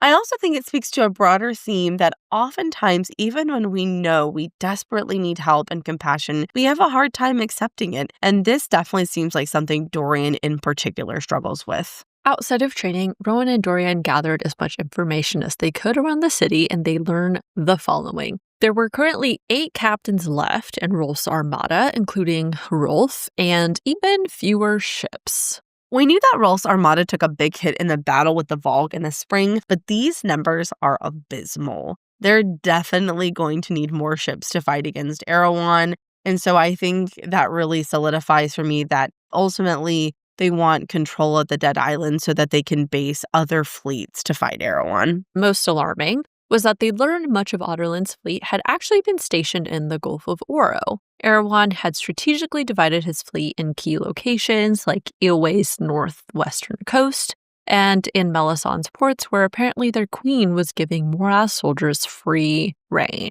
This information makes it clear to Rowan and Dorain that they would need to, quote, sacrifice land, allies, and geographical advantages in order to hold others. And it also means Skulls Bay is an even more important place for them to secure an allyship with. This information also makes it clear that we are fucked. Just kidding, sort of. It does make it abundantly clear that we, and now when I say we, I mean the good guys, are massively outmatched, and Aelin and the group absolutely must rally more allies if we're going to even have a fighting chance. Dorian wonders if perhaps they would get lucky and Erewhon's fleet would run into Maeve's, and that definitely feels like some foreshadowing that maybe this will occur at some point. While we've gotten the sense that war was coming for quite a while now, Dorian and Rowan both have individual concerns that they were looking for information on. Rowan is, of course, most concerned about Aelin, while Dorian worries about Holland and Queen Georgina's fates. I found it notable that Dorian notes no one really seemed concerned at all for Georgina, indicating that she is not beloved by the people. I have to be honest, I don't care about either of them. I mean, I guess I don't really want anything bad to happen to them. I just think they're so not important to the story, no matter which way it goes. You know, even if they win, Dorian becomes king, la-di-da, they just aren't going to matter. Right. I guess it's more so just from, like, Dorian's perspective, because, yes, you know, Dorian cares about them, and he feels guilty about what could be happening to them. So I guess I only care about them for Dorian's sake. But yeah, aside from that, I don't care. Interestingly, the first half of the scene ends with Dorian hatching a brilliant plan, which you love to see because Dorian is deciding to take matters into his own hands and takes a more aggressive approach to negotiations. We quickly learn that Dorian's plan was planting false information for Rolfe to receive, and it works beautifully because Rolfe does summon them for a meeting a few hours later. Everyone converges outside of his office, and when Rolfe opens his door, none other than the fire-breathing bitch queen herself awaits sitting in his chair in the dark. This was another thing that I really didn't see coming at all. Like, we knew Aelin was on her way, but I didn't expect the whole Aelin body double Lysandra thing, so it was hilarious. It was a nice little twist to the story. I love the juxtaposition of this moment and the first time Aelin met with Rolfe back in the Assassin's Blade. Back in Tab, Selena and Sam were waiting for Rolfe in his office, and when he enters, Selena is sitting in his chair behind his desk. And here we are, years later, right back where we started, just in a much nicer office. It all comes full circle. All right, so that ends chapter 26. Moving on to chapter 27. While unexpected, everyone else goes along with Aelin's ploy as Rolfe quickly snarls at Selena Sardathian, quote unquote, chillin' in his chair. I was also just like kicking my feet and giggling to myself, seeing Aelin's little flirtations with Rowan too. And when Rowan like plays along, stating he's off the market, I love that Aelin says, she must be a rare, staggering beauty to make you so faithful. And then it's even better because Dorian thinks God saved them all. He could have sworn Fenrys coughed behind him. It's just like funny because Aelin is she's back to her like core arrogant self, which is hilarious. But Fenrys and Aelin also give off similar personality vibes. So it was funny to see him laughing about it. Good old swaggering Selena. When you think about it, this whole scene is actually really funny. I could really visualize it in my mind. I picture Fenrys and Gavriel kind of standing in the back, and they're both looking at each other and having a conversation with their eyes, and they're like, can you fucking believe this? And meanwhile, you've got Rowan, who is just standing there radiating lust. And then poor Dorian is just standing there, and he's like, guys, what the fuck is going on here? Right. And the whole thing is just pure chaos. Aelin feigns that her arrival was due to the impending war, and she wanted to see what Rolfe planned to do, while Rolfe questions her intentions, asking, you made a bargain to get out of Dovier, became the king's champion, and now that he is dead, you wish to see how you might profit. I did find it clever when Aelin says war can be a profitable time for people who are smart with their business, because I feel like she is subtly pushing Rolfe into considering, how entering the war could be beneficial to him. It's like subliminal messaging.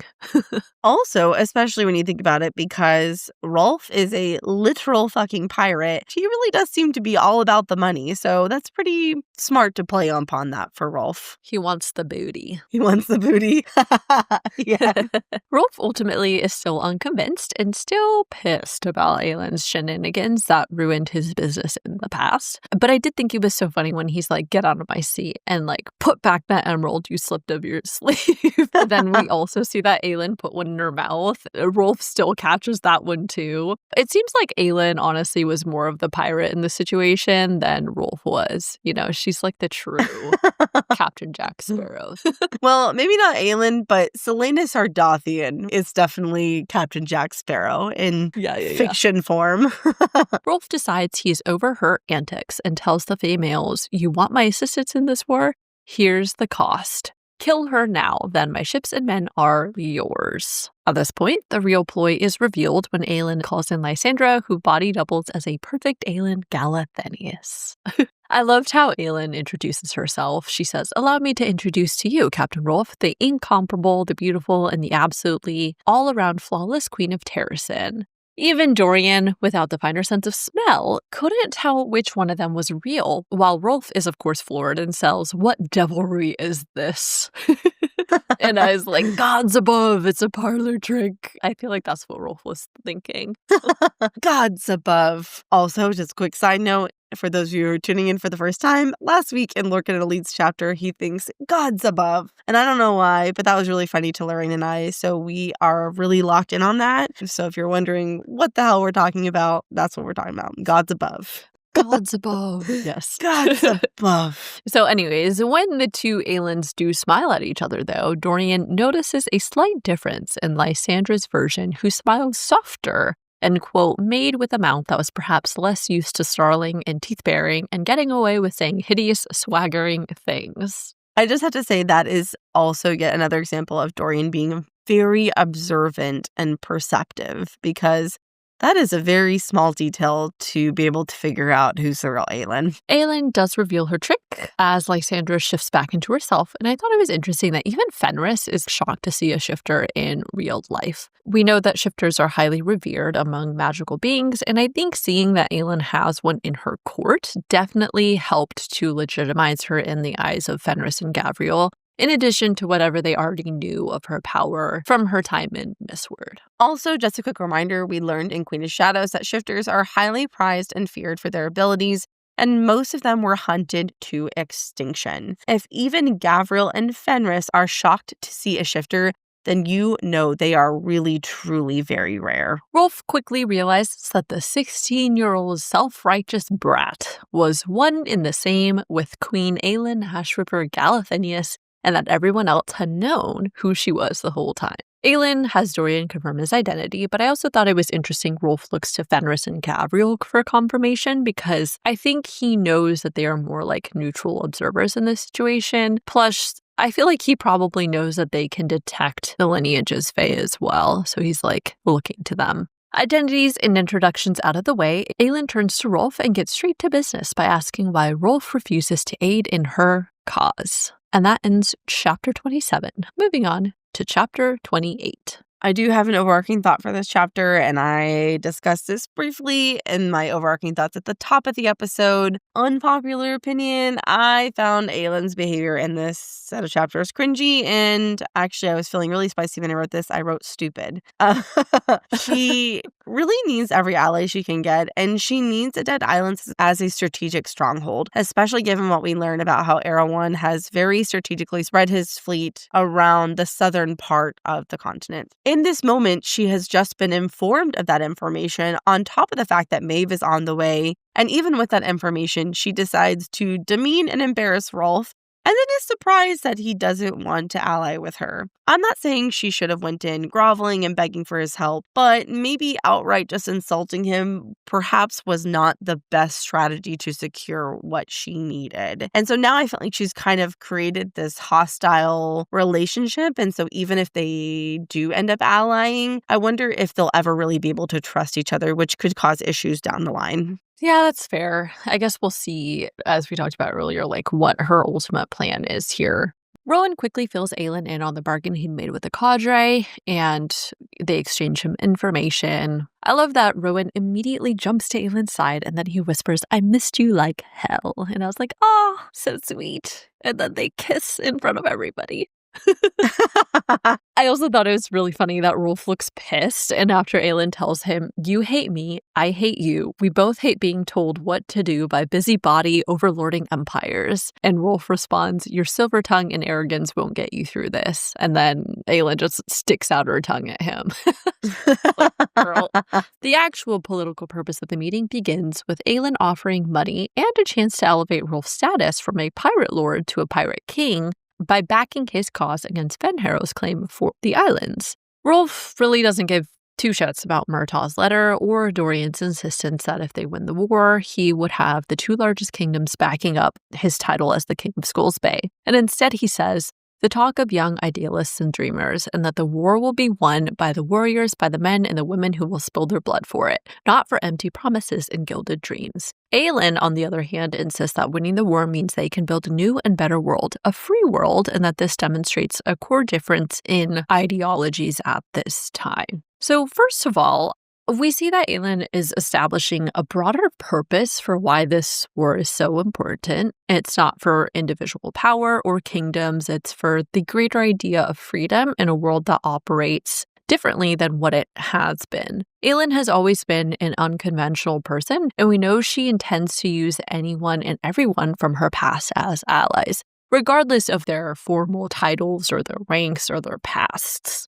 Of course, I love Aelin's vision for what the world can be, but to a certain extent, I think Rolfe is right, or at least I understand his perspective. Remember, it was only 10 years ago that Aelin invaded and effectively took over most of the continent. I'm sure Rolfe is probably a little jaded after witnessing that and seeing that no one really came to help them. I also think Rolfe is relatively well-informed, and right now, Aelin is not a strong bet for winning the war. Her own country doesn't want to accept her as queen. She has no army, no allies, and Rolfe doesn't know that she has a shit ton of money, so he also thinks that she's broke. I can see why, to him in this moment, he thinks she sounds like an unrealistic, idealistic dreamer. From Rolfe's perspective, she's a broke nobody with no lands, no title. All of her promises are based on an unrealistic probability that she will win the war. So I can see why he's kind of like, I don't know about that.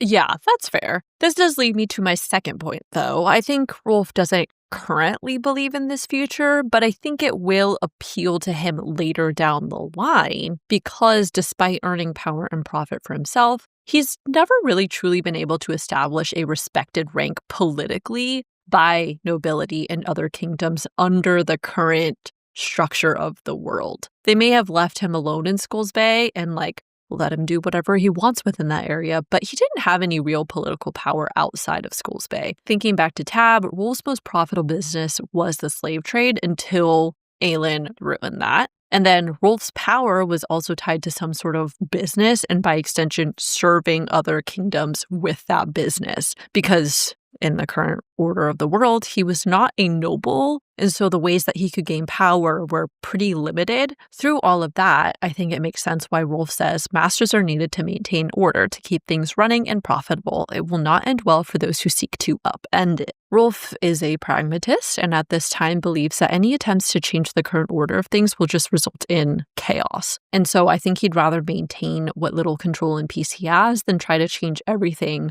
for an outcome that isn't guaranteed and which could likely get him killed in the process as well. Aelin continues pushing Rolfe about his motives, even asking what was the cause for the map? What was the end goal if that sacrifice had to be made? To which Rolfe says the only thing worthwhile Aelin could offer is marriage that would make him king of her territory. Obviously, I think this is more of just a play to, ruffle Rowan's feathers. But again, the suggestion goes back to, I think, the point about Rolfe understanding that the best way to get power in the current order of things is to elevate himself to a noble. And the best way to do that is through marriage. I really do think he's just trying to get under her skin. Like you said, it's not super serious. Especially because, can you imagine Aelin and Rolfe married? They would absolutely kill each other. Not like in a funny, they would literally physically kill each other. At this point, Rolfe asks Dorain about the news they'd received, and he only gets more pissed to learn there was no news. And I was like, Rolfe, you got. The scene ends when Rolfe ends the meeting and warns them that they all had 2 days to get out of his city. So everyone files out of his office, and Aelin immediately starts to stall for Aedian's sake because, gods above, Gavriel had a son that he has not forgotten about. While I do think Gavriel is just desperate to meet Aedian with good intention, I do appreciate that Aelin steps in to protect him, making sure that if they meet, it's going to be on Aedian's terms. She tells Gavriel you don't get to decide when and where and how you meet him. I also like that Aelin doesn't cower to Gavriel, but having distracted him for long enough, she says, hell if I know where he's gone off to. I cannot imagine being blindsided with meeting your father. I also appreciate she doesn't intend to keep Gavriel away from Aedian. She just wants to empower Aedian to be prepared and make the choice for himself. And I have a lot of respect for that. We change scenes where Aelin's court and Dorain reconvene outside of the Ocean Rose, and Aelin takes the time to have a very touching conversation with Dorain. She tells him she's sorry about what happened to Rifthold, and Dorain in turn thanks her for sending Rowan to help. Of course, Aelin has to make a joke. She says Rowan's always looking for an excuse to show off. Dramatic rescues give him purpose and fulfillment in his dull immortal life. Him and both Aelin, dramatic entrances being your art form and all, so they have that in common. I appreciate that throwback to Calm. For those of you that don't remember, when Selena goes to rescue Chaol, there's a line that says, dramatic entrances were practically her art form. And so thank you for that, because that was one of my favorite lines from Calm. You know, dramatic entrances, dramatic rescues, they go hand in hand. And so they're perfect for each other. Just makes sense. I also loved when Aelin jokes about their lack of crowns, and Dorain responds, maybe that's a good thing. I think this ties in well with Aelin's point to Rolfe about the world being rebuilt with dreamers, something I think Dorain agrees with. It also connects back with the fact that Dorain has never really wanted the crown, or at least not the version of it he was originally supposed to have. I think in a way, Dorain is relieved to not have the formal title of king for now, because it hopefully will give him a chance to rebuild himself and figure out who he really is outside of being king. With everything in limbo chaos, he's unburdened by the typical day-to-day responsibilities of being king and instead can do what he believes is right rather than what is expected of him. I obviously still believe Dorain is going to be king somehow, somewhere, but I think Dorain realizes that having this symbol or title isn't really important and that he's not interested in having power for power's sake. Chef's kiss on that analysis. I'll only add that I think Dorain does not feel he is worthy to be king. It's clear he feels immense guilt over the death of Sorsha and his father, but also the things that he, quote unquote, did under the influence of the Fog Prince. And so I think you have that element at play also. They get to the room where they talk strategy, logistics, and any info that would be useful to the Bane regarding the Iron Teeth legions. Of course, my ears perked up again when Aedian's musings that Manon Blackweek would be a valuable ally if they can get her to turn. And then when Aelin responds, perhaps getting Manon to turn on her kin would ignite an internal battle among the witches. Of course, this is very exciting. We see that Manon has already laid the foundation for that to happen. But this, of course, adds to the foreshadowing that the witches will, I think, further split amongst themselves and continue to divide. Also, as mentioned earlier, when we see Manon and Abraxas head for the eastern coast, it feels very likely that Manon and Aelin will run into each other and become allies sooner rather than later. We'll see what happens, but I agree this does seem like heavy foreshadowing that Manon will eventually turn and fight with Aelin. I'm not surprised that this will eventually happen, but I am surprised at how quickly it seems like it's going to happen in this story. It seems like within the next, couple chapters, they're going to meet again. So I'm kind of surprised how quickly it's happening. Dorain brings up why the witches allied with Erewhon at all. And of course, we know that the answer is that they bargained their forces and witch mirrors in exchange for a chance to rule the wastes again, but they do not know that yet. Aedian declares they would capture any witches for questioning they run into, and that makes me wonder who they will capture. I wonder if capturing Manon or one of the 13 is how those paths end up converging with each other.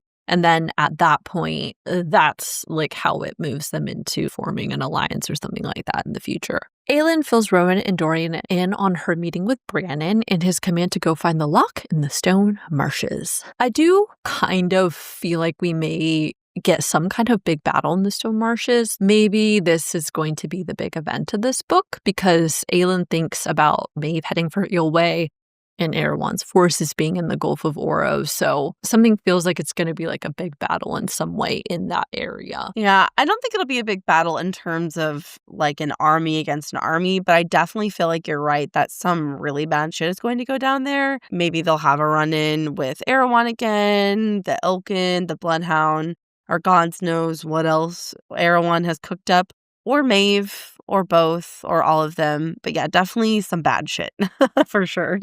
So while the laundry list of things Aelin has to do was overwhelming, she focuses first on how to get Rolfe's alliance and use of his magic map hands to find the lock. I, of course, grin to myself when she thinks, but first, best to ensure that infernal map actually worked. Because I just love when Aelin gets to scheming. Me too. You can definitely tell she's up to something, right? What's happening on the surface in real time is not everything that's going on in that pretty little head of hers. I also found it notable that she refers to it as an infernal map because I feel like there's some double meaning to that. On one hand, I think Rolfe having the map is kind of annoying to her because obviously it helps him spot enemies ahead of time and find treasures and all that stuff. But I also think that describing something as infernal implies it's kind of this accursed, nefarious thing. And that, of course, makes me wonder how Rolfe got the map and what he exchanged to get them. And honestly, whatever was exchanged was probably tragic and bad. All right, so that ends Chapter 28. Moving on to Chapter 29, our final chapter. Aelin and Lysandra take up their spot on the streets for Aelin's plan, playing a lady of the streets and a man looking for her services. I like how innocently you phrased that. Aelin is unsure of whether this will work, but Lysandra currently wears the Amulet of Orinth because Rowan believed Rolfe would find the Amulet of Orinth interesting enough to go after it. Aelin accurately points out that Rowan and Aelin have the tendency to say one thing and mean something else entirely. We know that Aelin and Lysandra haven't been filled in on the word keys. They know about the lock, but they have no idea that the Amulet of Orinth is actually a word key at this time. However, Aelin also knows Aelin well enough to know that she has a tendency to always have an ulterior motive. So by detecting there's something they are being left in the dark about, I wonder if he will figure it out soon. Oh, I think he definitely will figure it out, and I bet you he is not going to be happy that yet again she did not tell him her full plan. And in reality, carrying around a word key is huge, and I think he's going to be very hurt that she did not feel that she could include him in that. And he is not going to buy the whole, I was doing it to protect you, it was safer if you didn't know. He's not going to like that. Yikes. We also get some context about Lysandra's well of magic when they both acknowledge everyone is exhausted at this point, and he thinks each shift took something out of Lysandra. The bigger the change, the bigger the animal, the steeper the cost, because to do a bigger shift, her magic would have to draw up strength to become that size to fill the body with all its inherent power. I hadn't really thought about this before, but it makes total sense. All use of magic requires energy, and so the more that she shifts or the bigger the change that she needs to make, the more draining that magic use will obviously be on her. Not only that, but when you think about it, for example, a ghost leopard has significantly more physical power than Lysandra's human form. And so the magic itself has to reform to fill the space and let Lysandra fully embody whatever she shifts into. I also feel like this is definitely foreshadowing that Lysandra is going to shift into something really big and powerful. I don't know what, but like bigger than a ghost leopard. I know. We said this before, and you thought it was kind of silly, but I was like, what if she's going to turn into a sea dragon? Oh, yeah. I mean, on the one hand, it makes perfect sense, but it still seems silly to me. But okay, I'll go with that.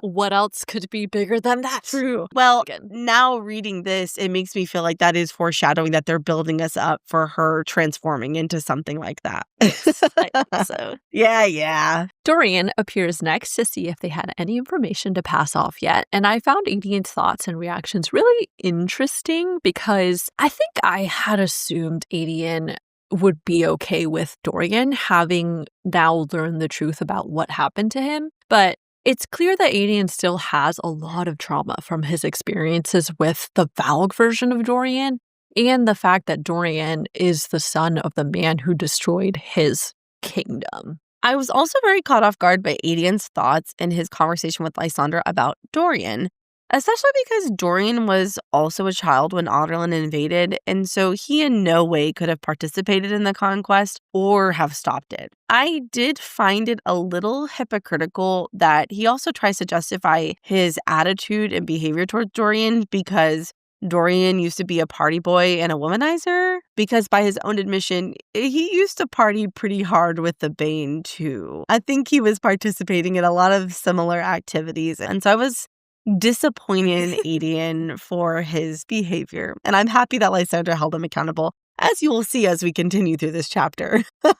Yeah, she definitely does. I get it, though.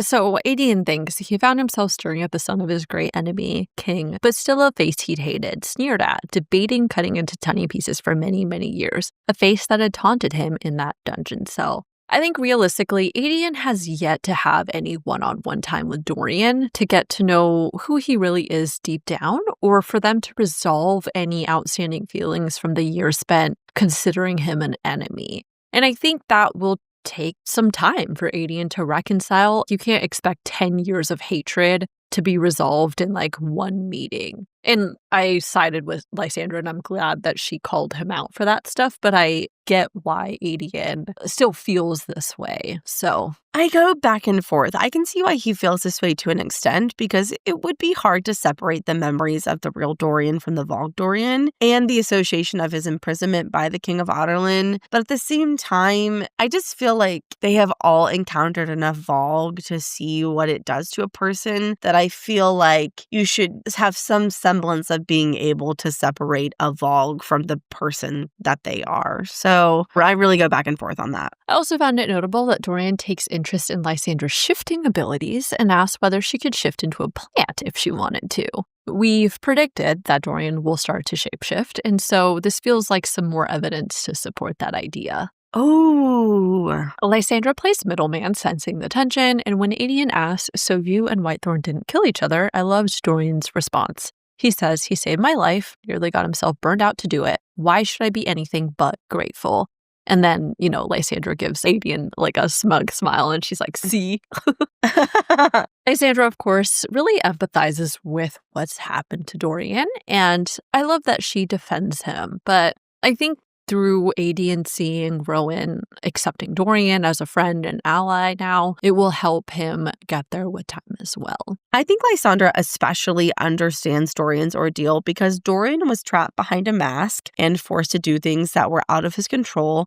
And the same is true for Lysandra. She was trapped behind the mask for a human form and forced to work for Madame Clarice and sleep with Arobin and do all kinds of other god-awful things. And so in a way, Lysandra and Dorian's experiences are similar. Obviously, she wasn't taken over via Valg, and that's a different kind of torture. But I think of all of the cadre, she can understand and empathize with Dorian the most. When Dorian asks if Aelin planned to see Gavriel, we also see how steady and reassuring Lysandra is for Aelin, which I was very excited to see. Aelin knows about her past and what kind of person Arobin was, and he thinks it was a miracle the shifter could smile at all. Ultimately, I think everyone has been enslaved, quote unquote, at one point, some way, somehow. That looks a little bit different for all of them, but they've experienced something similar. And I'm sure seeing Lysandra able to forgive others and see the good in the world hopefully gives Aelin hope that he will also be able to move forward from his trauma in time as well.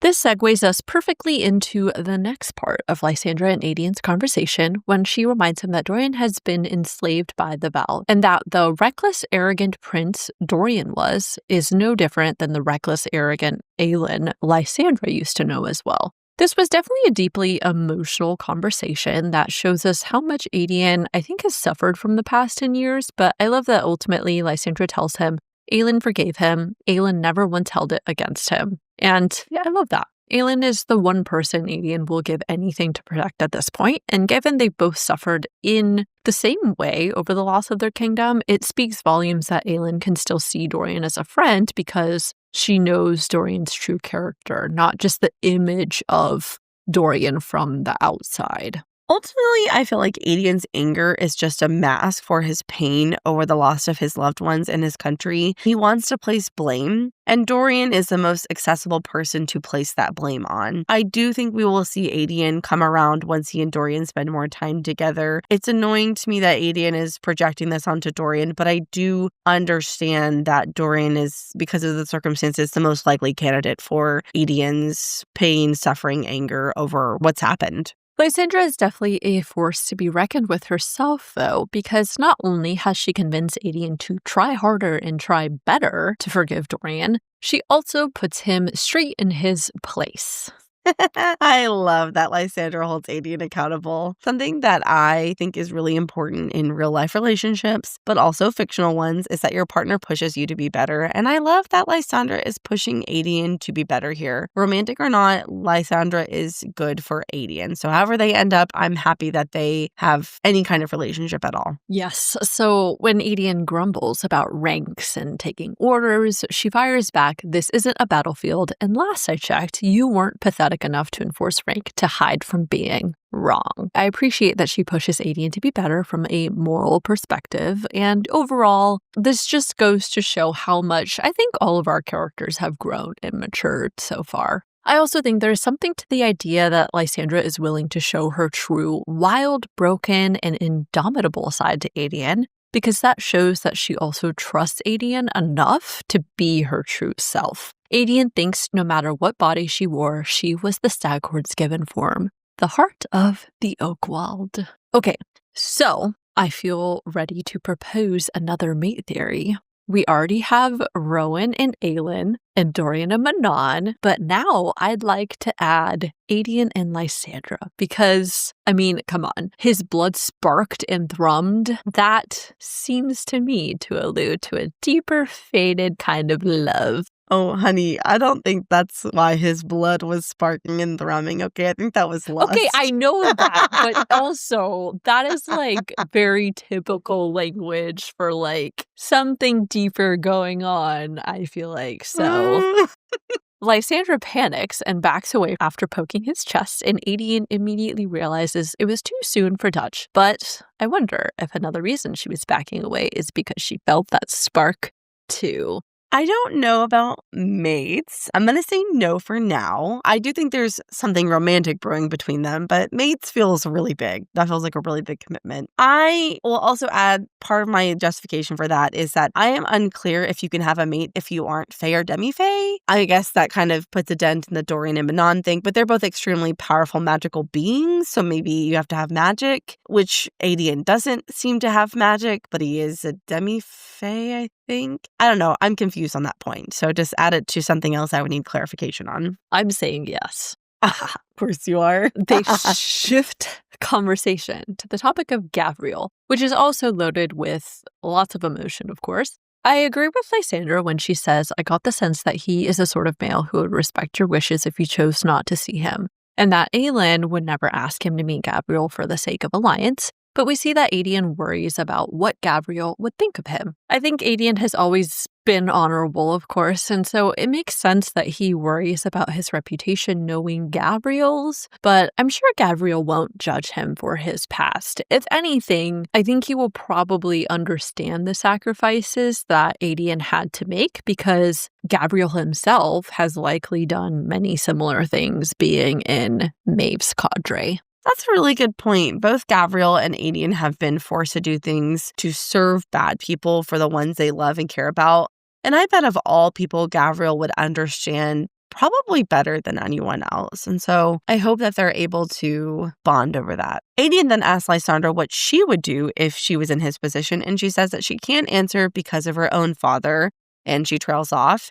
Aelin then thinks about how he knew of her father, how he was a shifter who had abandoned her mother or had not known she was pregnant. We discussed this a while back, but I'm going to say it again. I still think Lysandra's father is the shifter we met back in The Assassin in the Red Desert, the damn spider silk merchant. I haven't forgot about that. I'm just going to bring it up at every opportunity. So just note that here. Most importantly, I love that Lysandra asks what Aelin wants to do without thinking of anyone else or Terrasen. Aelin says, "My whole life has been not about what I want. I don't know how to choose those things." I think this is a really pivotal moment for Aelin, whose entire identity thus far has been wrapped up in serving Terrasen and protecting Aelin. Like many of our characters, this war, though definitely terrifying and no doubt destructive, has also opened the door for new possibilities and an opportunity to dream about a new future. I think we will see Aelin start to embrace making some choices for himself moving forward now that so many things are changing. And speaking of personal choices, I think One of those choices will be Lysandra and allowing himself to love and care for someone romantically, assuming Lysandra, of course, chooses him too. Especially because in this moment of vulnerability, Aelin wants Lysandra to be the one to come with him when he meets Gavriel.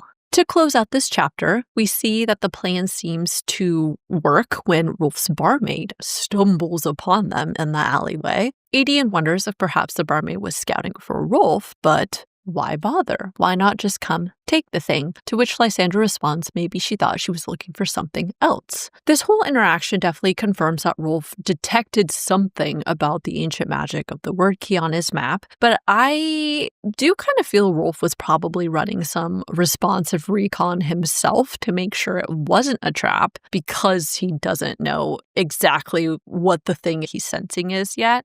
I wonder if maybe Rolfe thought they were like tracking something Valg related potentially. And so, he didn't obviously want to be the one to face the Valg. So he sends his barmaid instead. Oh, don't do Rolfe dirty like that, okay? That's mean. Either way, it seems to confirm that his magic map really does work. And now Aelin just has to convince him to use it to help her, which, to be honest, right now seems highly unlikely. So she's going to have to do some real politicking in the next set of chapters. All right. So that officially concludes our analysis portion. Now, of course, we just have our favorite moments to share. This was a shared favorite moment between Lorraine and I. It's when Fenrys tells Rowan, "Was your aim that shitty when you cut your own hair?" I love his sassy responses. They're funny. My first favorite one was when Rowan responds to Fenrys and one of his jokes, and he says, "How no one has ever cut out your tongue just to shut you up has always been a mystery to me as well." And then, of course, Fenrys responds, "I've been told it's my best feature. At least the women think so." That is so smooth. On a more somber note, I loved when Manon thinks, alive, she was alive, and she would stay that way. And I was like, yes, Manon, fight the darkness. Yay! My next favorite one was when Rowan tells Gavriel and Fenrys, "My fireheart is one flame in the sea of darkness, but she is willing to fight. She is willing to take on Erewhon, take on Maeve, and the gods themselves if it means peace can be had." My fireheart. Oh, I love that. Fireheart. Yeah. This is also another shared one between Lorraine and I, and it's when Dorian says, "You will find, Rolfe, that one does not deal with Selena Sardothian, one survives her." And that is the truest thing ever said in this book. I feel like Rolfe probably, if anybody, should know that, considering all of her shenanigans in Tab. But yeah. My next favorite one was when Aelin introduces her fake self to Rolfe, and she says, "Allow me to introduce to you, Captain Rolfe, the incomparable, the beautiful, and absolutely all-around flawless Queen of Terrasen." Another shared one between Lorraine and I is when Aelin says, "Rowan's always looking for an excuse to show off. Dramatic rescues give him purpose and fulfillment in his dull, immortal life." The next one that I liked was when Aelin tells Rolfe, "The world will be saved and remade by the Dreamers. If we win this war, it will be a new world, a free world." Oh, that one was really nice. Yes. Yeah. Oh, mine is a little more snarky. It's when Aelin's thinking about everything they have to do, and she's thinking about Brandon's quest for her to get the lock, and she thinks, well, he and his little quest could get in line. And as you guys know, I'm kind of not anti-gods and ancestors, but I'm annoyed by them. So I'm like, yeah, Brandon can get in line and take a number because we got a lot of things to do. So my last one is when Lysandra tells Aelin, "We are allowed to make mistakes to figure out who we wish to be." Oh, that's nice. I know. My last one is in the conversation between Aelin and Lysandra, where she says, "And the last I checked, you weren't pathetic enough to enforce rank to hide from being in the wrong." And I was like, tell him, Lysandra. Oh, I love her character. I love all the characters, but... Right? Except for Granny B. Fuck Granny B. Yeah, that's true. And Maeve. And Erewhon. And Furman Vernon. Yeah. Yeah. Just to name a few. Yeah. And Iskra. Anyways, so thank you all for joining us for another episode of the Booktown Fantasy Podcast. As always, we are so glad you found us, so please leave us a review and follow us on Instagram, TikTok, or YouTube to keep up with us on a daily basis. That's all we've got for you guys today. So live a little. And we'll catch you all next week. Bye! And stay tuned for some bloopers. Selena taunts Rolfe and also ensures that he has... Selena taunts Rolfe and also ensures... okay. At least that's what Aelin thought as... Okay. At least that's what... Okay. Oh my gosh. The Val Princes and that Parrington was really the Val King. Oh my God, Lorraine, that scared me. I know, it scared me too. That made me jump. Oh, oops. I got distracted, so now I feel like I have to read it again. Like, I was listening, but my brain wasn't processing. Obviously, I am very pro Team Aelin and Lorcan and Dorian and Manon. Wait, I said that word. Why? I don't know why I am like off a beat. Okay. I'm just like, I can't read.